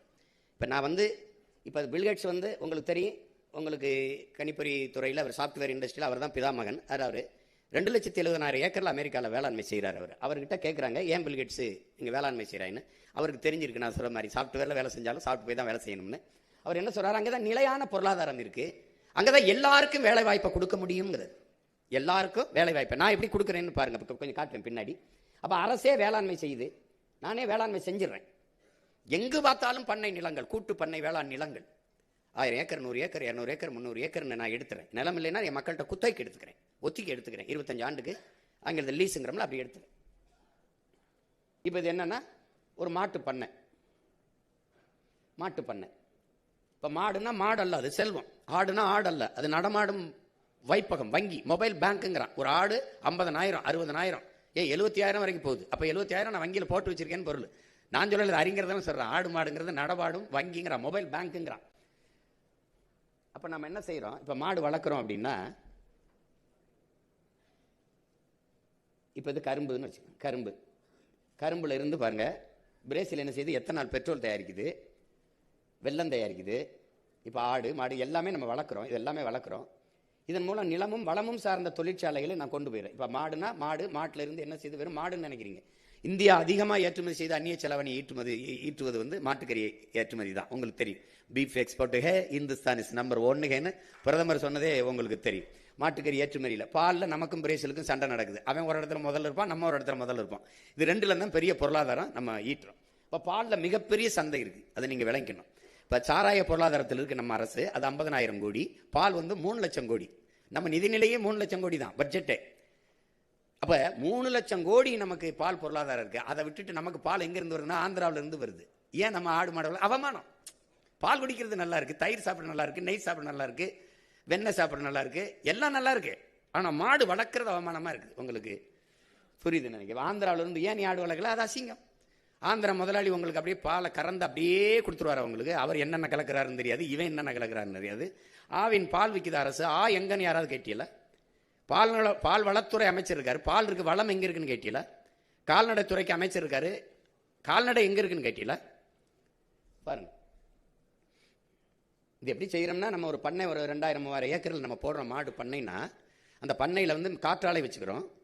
அந்த மாடுகள் இந்த நின்று மேறதுக்கு மேலே சூரிய ஒளி தகடு போட்டுறோம். அப்போ 3 மாட்டுக்கு மேய்ச்சல் நிலம், சூரிய ஒளி மின்சாரம், காற்றாலை மின்சாரம், 3 பயன்பாட்டுக்கு அந்த நிலத்தை நான் எடுத்துட்டு வந்துடுறேன். நான் இது கற்பனையில் சொல்லலை, உலகம் பூரா இருக்கிறத உங்களுக்கு எடுத்துக்காட்டு. இப்போ 100 ஏக்கருக்கு 10 ஏக்கரில் கொலை வெட்டணும், அங்கே மீன் வளர்த்தோம், மாடு இங்கே பண்ணை, கால்நடைக்கு அங்கே மருத்துவமனை வச்சிடறோம், அங்கே அரசு வேலை கிடைக்குது. இங்கே படித்தவர் படிக்காதவர் அனைவருக்கும் நான் வேலை கொடுத்துட்றேன். எவ்வளவு பால் எவ்வளவு நெய்க்கு போகுது, எவ்வளவு தயிருக்கு போகுது, எவ்வளவு பாலாடை கட்டிக்கு போகுது. இந்த அங்காடியை மருதம் அங்காடின்னு வச்சிடறோம். சுற்றி கண்காணிப்பு கருவி வச்சிடறோம். ஒரு கண்ணாடி அறைக்குள்ளே இருந்துக்கிட்டு கண்காணிச்சா போதும். இங்கே படித்தவர் படிக்காதவர் அனைவருக்குமே அரசு வேலை கொடுத்துறேன், அவரவர் வாழ்விடத்திலேயே. அப்போ நீங்கள் அரசு வேலைக்கென்று வெளியில் நகர வேண்டியதில்லை, அங்கேயே இருந்துட வேண்டியதான். மிகப்பெரிய பொருளாதாரம் இருக்குது எனக்கு பாலில். ஆடு வளர்த்துறேன். கறி இன்னைக்கு 1800 1200 1300 வந்துருச்சு ஒரு கிலோ கறி இல்லாத எந்த விருந்தும் இல்லை. இந்த ரம்ஜான் பண்டிகைக்கு மட்டும் 14 கோடி 15 கோடிக்கு ஆடு விற்றுன்னு வரும் பாருங்க, செய்தி நீங்கள் படிப்பீங்க. இப்போ இது பாருங்க, மாடு வளர்க்குறேன், ஆடு வளர்க்குறேன். இந்த கழிவுகளையெல்லாம் எடுத்துகிட்டு போய் இங்கே கொட்டுறேன், ஒரு இடத்துல கொட்டுறேன். அங்கேருந்து ஈத்தேனுங்கிற இந்த உயிர்காற்று எரிகாற்று எடுத்துக்கிறேன், பயோகேஸ் எடுத்துக்கிறேன். நான் இந்த எந்த நாட்டில் போர் வந்தாலும் நான் பயப்பட வேண்டியதில்லை. நானே பயோகேஸ், ஆனால் இலவசமாக கொடுக்க மாட்டேன். இவங்க மாதிரி 3 சிலிண்டர் இலவசம், அன்னபூரணி, சூப்பர் 6 எல்லாம் கிடையாது. நான் தடை இல்லாமல் உனக்கு எரிகாற்று தருவேன், தடை இல்லாமல் எரிகாற்று தருவேன். அதை உற்பத்திக்காக செலவே ஒன்றை எடுத்துப்பேன். நான் ஓசி பஸ் ஓட்ட வந்த ஆள் இல்லை, தரமாக பேருந்து ஓட்ட வந்த ஆள். நீ ஒரு குறைந்த கட்டணத்தில் இலவசத்துக்கு உனக்கு மதிப்பு, பொருள் தெரியும், பொருளின் மதிப்பு தெரியாது, அதை நான் செய்ய தயாராக இல்லை. அது தெரியும். எனக்கு 3 தான் உங்களுக்கு இலவசம். அறிவை வளர்க்கும் கல்வி, உயிரை காக்கும் மருத்துவம், உலக உயிர்களின் உயிர் தேவை இருக்க தூய குடிநீர், 3 இலவசம். இது கட்டணம் கிடையாது, இதுக்கு கிடையாது. செய்வானான்னு நினைக்கிறீங்களா? சத்தியமா செய்வேன், நீங்க நம்புங்க. இல்லைன்னா இவ்வளவு உறுதியா இருப்பேனா? அரை விழுக்காடு, விழுக்காடு இருக்கிறவங்க எல்லாம் பேரம் பேசி, சீட்டு நோட்டும் பேசி போகும்போது எனக்கு எவ்வளவு பேசியிருப்பாங்கன்னு ஒரு தடவை பாருங்க. இப்ப என்ன பண்றோம்னா, இந்த மாதிரி இது ஒரு மாதிரிக்கு உங்களுக்கு காட்டுறேன். பெரிய பெரிய குப்பை சேமிப்பு கிடங்குகளை வச்சு அதுல இருந்து நான் பயோகேஸ் எடுத்துக்கிறேன். உயிர்காற்றை எடுத்து, எரிகாற்றை எடுத்து என் மக்களுக்கு நானே கொடுத்துரும். தமிழ்நாட்டு அரசுனே கொடுத்துரும். வேற நாடு இருக்கட்டாலும் ஏற்றுமதி செய்வேன். எத்தனை லட்சம் டன் வேணாலும் நம்ம எடுத்துக்கிற முடியும். அதுக்கு மீத்தேன் பயோகேஸ் இந்த கீழே பூமி ஈரக்குலையா இருக்க வேண்டியதில்லை, ஈரக்குலையா இருக்க வேண்டியதில்லை. சிங்கப்பூர் மக்கிய இலைதலை கழிவிலிருந்து தான் மீத்தேன் எடுக்குது, பயோகேஸ் எடுக்குது. அப்போ நான் அதை செஞ்சிருவேன். எல்லா இடங்களும் அரசு கட்டிடமா மேற்கூரை, பேருந்து நிலையமா மேற்கூரை, மேற்கூரை முழுக்க தான் இருக்கும். இப்போ நீங்கள் சாலையில் போகும்போது நடுவில் ஒரு டிவைடர் இருக்குல்ல, பிரிப்பு, அது முழுக்க இந்த சோரி ஊறி போட்டுருவேன். நீங்கள் ஒன்றுமே பண்ண முடியாது. நீங்கள் எந்த இடத்துலையும் மின் தடை இல்லாத மின்சாரம் தருவேன். அதுக்கு அணுகுலையும் தேவையில்லை, அனலும் தேவையில்லை. சூரிய ஒளி, காற்றாலை, கடல் அலை, இதிலிருந்து தயாரிப்பேன். மாற்று மின்பருக்கத்துக்கு போயிருவேன். தடையற்ற மின்சாரம் தருவேன். ஒரு நொடி தடை இருக்காது. கற்பனையில் அடிச்சு விடலை, உருட்டுறான்னு நினைக்காதீங்க, சான்றுகளோட தான் காட்டுறேன். மாடுனா மாடு இல்லை, வெறும் மாடு இல்லை. அதுல இருந்து பாருங்க, பால் அது அடிச்சு மாநில உணவு தேவை, பிற மாநில தேவை. பால் எவ்வளவு தயிருக்கு போகுது, எவ்வளவு பாலாடை கட்டிக்கு போகுதுன்னு பிரிச்சு போட அங்க படித்தவர் தேவைப்படுது. அங்க இடத்துல அரசு வேலை வந்துடுது. படிக்காதவர் மாட்டுக்கு வந்து பாலை கறக்கிறதுக்கு தேவையில்லை, சாணத்தை எடுத்துக்கிட்டு வர்றதுக்கு கல்வி தேவையில்லை. நம்முடைய கனவு என்ன? படித்தவர் படிக்காதவர் அனைவருக்கும் அரசு வேலை. இனி படிக்காதவரே இல்லை என்ற நிலையை உருவாக்குவது நம்முடைய அடுத்த வேலை. அதான் நம்முடைய கோட்பாடு. இப்போ இது வந்து பாருங்க, ஆஸ்திரேலியா, இது ஏன் இல்லை, ஆஸ்திரேலியால பண்ணேன் பாருங்க. அமெரிக்கா, பிரேசில் எப்படி பண்ணுதுன்னா, இந்த வாகனத்தில் மேய்க்குது. இது பிரேசில். இது வந்து ஆஸ்திரேலியா ஹெலிகாப்டர்ல உலங்குருதியில் மேய்க்குது. பாருங்க, உலங்குருதியில் மேய்க்குது. சும்மா சொல்லது, உண்மையிலே மேய்க்குது. உங்களுக்கு அவமானமா இருந்தா நான் 4 ஹெலிகாப்டர் வாங்கிட்டு மேய்க்க வந்தா வந்துருவான், எல்லாம் வந்துருவான். மேய்க்குது பாருங்க, குதிரையில மேய்க்கிறாங்க அவங்க. நாம இந்த மாதிரி வாகனத்தில் மேய்ப்போம். இந்த மாதிரி இந்த அறையில் உட்காந்துக்கிற வேண்டியதான். இப்படி இந்த கண்காணிச்சுக்கிட்டு எவ்வளவு பாலாடை கட்டி போகுது, எவ்வளவு இது வருது கணக்கிட வேண்டியதான். டாஸ்மார்க் வருமானம் உங்களுக்கு 50,000, எனக்கு 3 லட்சம் கோடி இருக்கு இந்த பால் பொருளாதாரம். ஒன்று நீங்கள் கவனிக்கணும், எப்படா நீ பசியை தீப்பாயினும். பால் என்ற ஒன்று மட்டும் இருந்தாலே உலகத்தில் பசி இருக்காது. ஏன்னா என் அன்பு சொந்தங்களே, என் அருமை உடன் பிறந்தார்களே, எந்த திரவ உணவுலையும் கழிவு வராது, பாலில் மட்டும்தான் வரும். ஏன்னா முழு உணவு, முழு உணவு. தாயின் மாரில் 1.5 ஆண்டுகள் 2 ஆண்டு பால் மட்டும்தான் குடித்தோம். கழிவு வந்தது என்றால் காரணம் பால், முழு உணவு. இரவு படுக்க போனீங்கன்னா, அம்மா வெறும் வயிற்றுல படுக்காதேப்பா, பால் ஒரு கோலை குடிச்சிட்டு போனா, பால் முழு உணவு. பால் இருந்ததுன்னு வச்சுக்கிறங்க, பசிங்கிற சொல்லே இருக்காது. அவன் மோரா குடிப்பான், தயிரா சாப்பிடுவான், எப்படி வேணாலும் பசி. இங்க பாருங்க, போங்க, பால் இருந்தா பசி இருக்காது.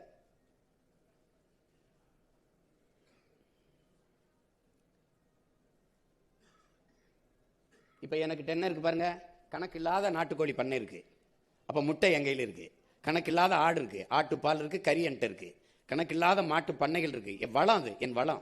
அப்புறம் நானே பல 1000 ஏக்கர்ல நாடங்களும் இயற்கை கூட்டு வேளாண் பண்ணைகளை உருவாக்கி வச்சிருப்பேன். அங்க காய்கறி பஞ்சம் வந்துருச்சு, வெண்டைக்காய் விலையில இந்த நம்பி சாப்பிடலாமா? தமிழ்நாடு அரசு சொல்லுது, நம்பி சாப்பிடுது உன்னுடுது. என் பிள்ளைகளுக்கான உணவு, என் குடிகளுக்கான உணவு, ஒரு சொட்டு நஞ்சு இருக்காது. நானே வேளாண்மை செய்வேன். அப்ப என்ன பண்றோம்? இப்ப பள்ளிக்கூட வாசல்ல வந்து பாருங்க, முட்டை, பால் எல்லாம் கொண்டாந்து வச்சிருவேன். இந்த உப்மா கம்பெனி இல்ல நம்மது, உப்மா கிண்டி போடுறது இல்ல. உங்களுக்கு புரியுதுன்னு நினைக்கிறேன். இந்த வாசல்ல இந்த இருக்கும். அங்க வந்து என் பிள்ளை சாப்பிடணும். ஐயா நான் முட்டை சாப்பிட மாட்டேன்னா, விடு அப்படியே அந்த வர உனக்கு எல்லாம் இருக்கு. என்ன பண்ணுவேன்?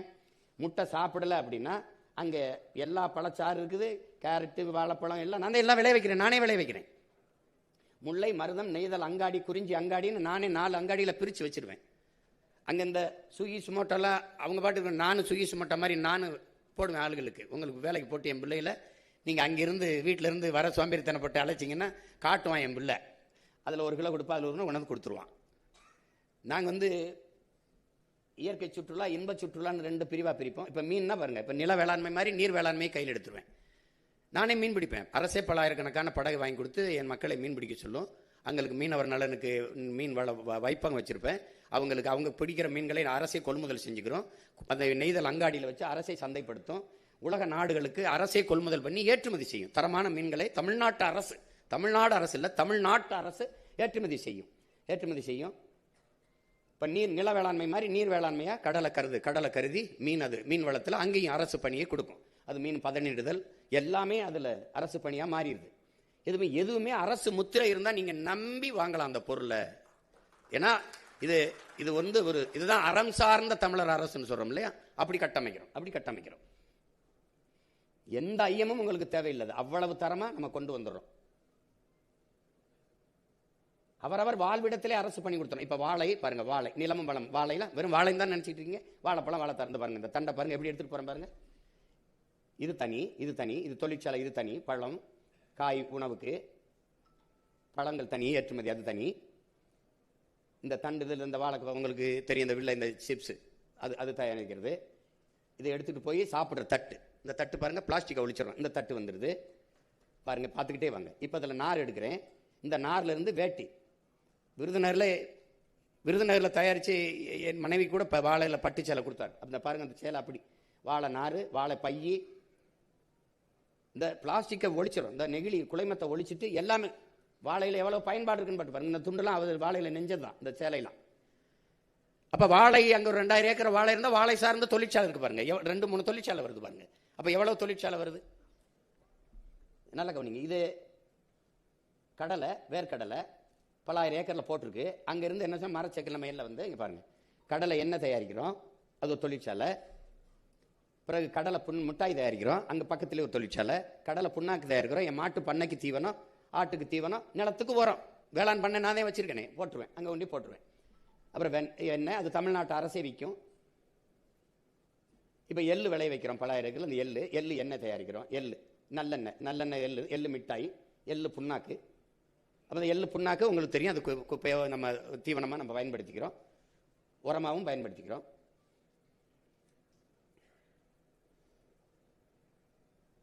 இந்த கற்றாழையை நீங்கள் கற்றாழைன்னு நினைக்கிறீங்க, அதுதான் மிகப்பெரிய இந்த முகப்பொழிவூட்டும் அந்த சாறுகள் இதெல்லாம் தயாரிக்கிறதுக்கு இன்றைக்கி பெரிய சந்தையாக இருக்குது. நீங்கள் ஒவ்வொன்றும் போட்டு காட்டினா வந்து கொட்டாங்கச்சி பல 1000 ரூபாய்க்கு போகுது, அடுப்பு கறி பல இதுக்கு போகுது. அப்போ அதெல்லாம் எதில் பொருளாதாரம் இருக்குன்னு தெரியாமல் சாராய பொருளாதாரத்தில் நம்மளை சாகடிச்சிக்கிட்டு இருக்கு இந்த அரசு. போங்க, இப்போ தேன் பண்ணை வைக்கிறேன்.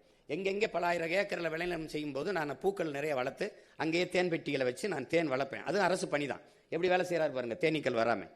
அதுவே ஒரு பாருங்கள் எப்படி கொண்டு வரேன் பாருங்கள், தேனை எப்படி எடுத்துக்கிட்டு வரோம். எது ஒன்றுமே உங்களுக்கு அரசு தந்துரும்னு சொல்கிறேன். அந்த நிலமும் வளமும் சார்ந்த தொழிற்சாலையில் எவ்வளோ வேலை வாய்ப்பு இருக்குன்னு பாருங்கள். சூரியகாந்தி பல 100 ஏக்கரில் இருக்குதுன்னா அங்கேருந்து நம்ம தேன் தயாரிச்சிக்க முடியுது. சூரியகாந்தி விதை எடுத்து இப்போ பாருங்கள் எண்ணெய் கொண்டு வரேன் பாருங்கள், எப்படி எண்ணெய் வருது பாருங்கள்.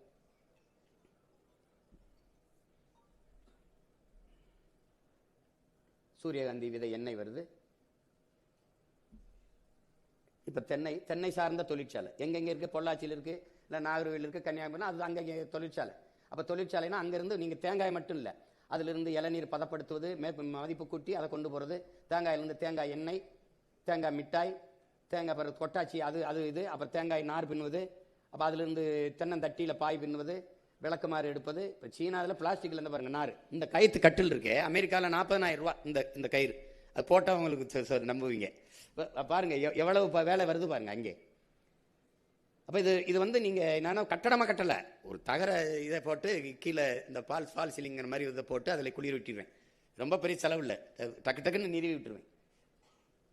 போங்க. இப்போ பார்த்தீங்க, இது பார்த்தீங்க. இப்போ மூங்கில்னா நீங்கள் சாதாரணமாக நினைக்கிறீங்க, அதன் பயனை பாருங்கள், அது எவ்வளோ பொருளாதாரம் பாருங்கள், என்னென்ன வேலை கை செய்து பாருங்கள். மூங்கில் நாற்காலி, மூங்கில் கட்டில், மூங்கில் இந்த பாருங்கள் போத்தல், எல்லாமே அதில் நம்ம செய்ய முடியுது. இதுக்கு போகணும். இந்த பிளாஸ்டிக் நெகிழி இருக்குல்ல, இந்த பாலித்தீன், இந்த குலைமம் நெகிழி இருக்குல்ல, அதை ஒழிச்சிட்டு இதுக்கு போகணும். இப்போ நாடே குப்பை மேடம், இது எவ்வளோ பயன் இருக்குது பாருங்கள். இந்த மூங்கிலில் பாருங்கள், போங்க. அப்போ அந்த மூங்கிலில் நார் எடுத்து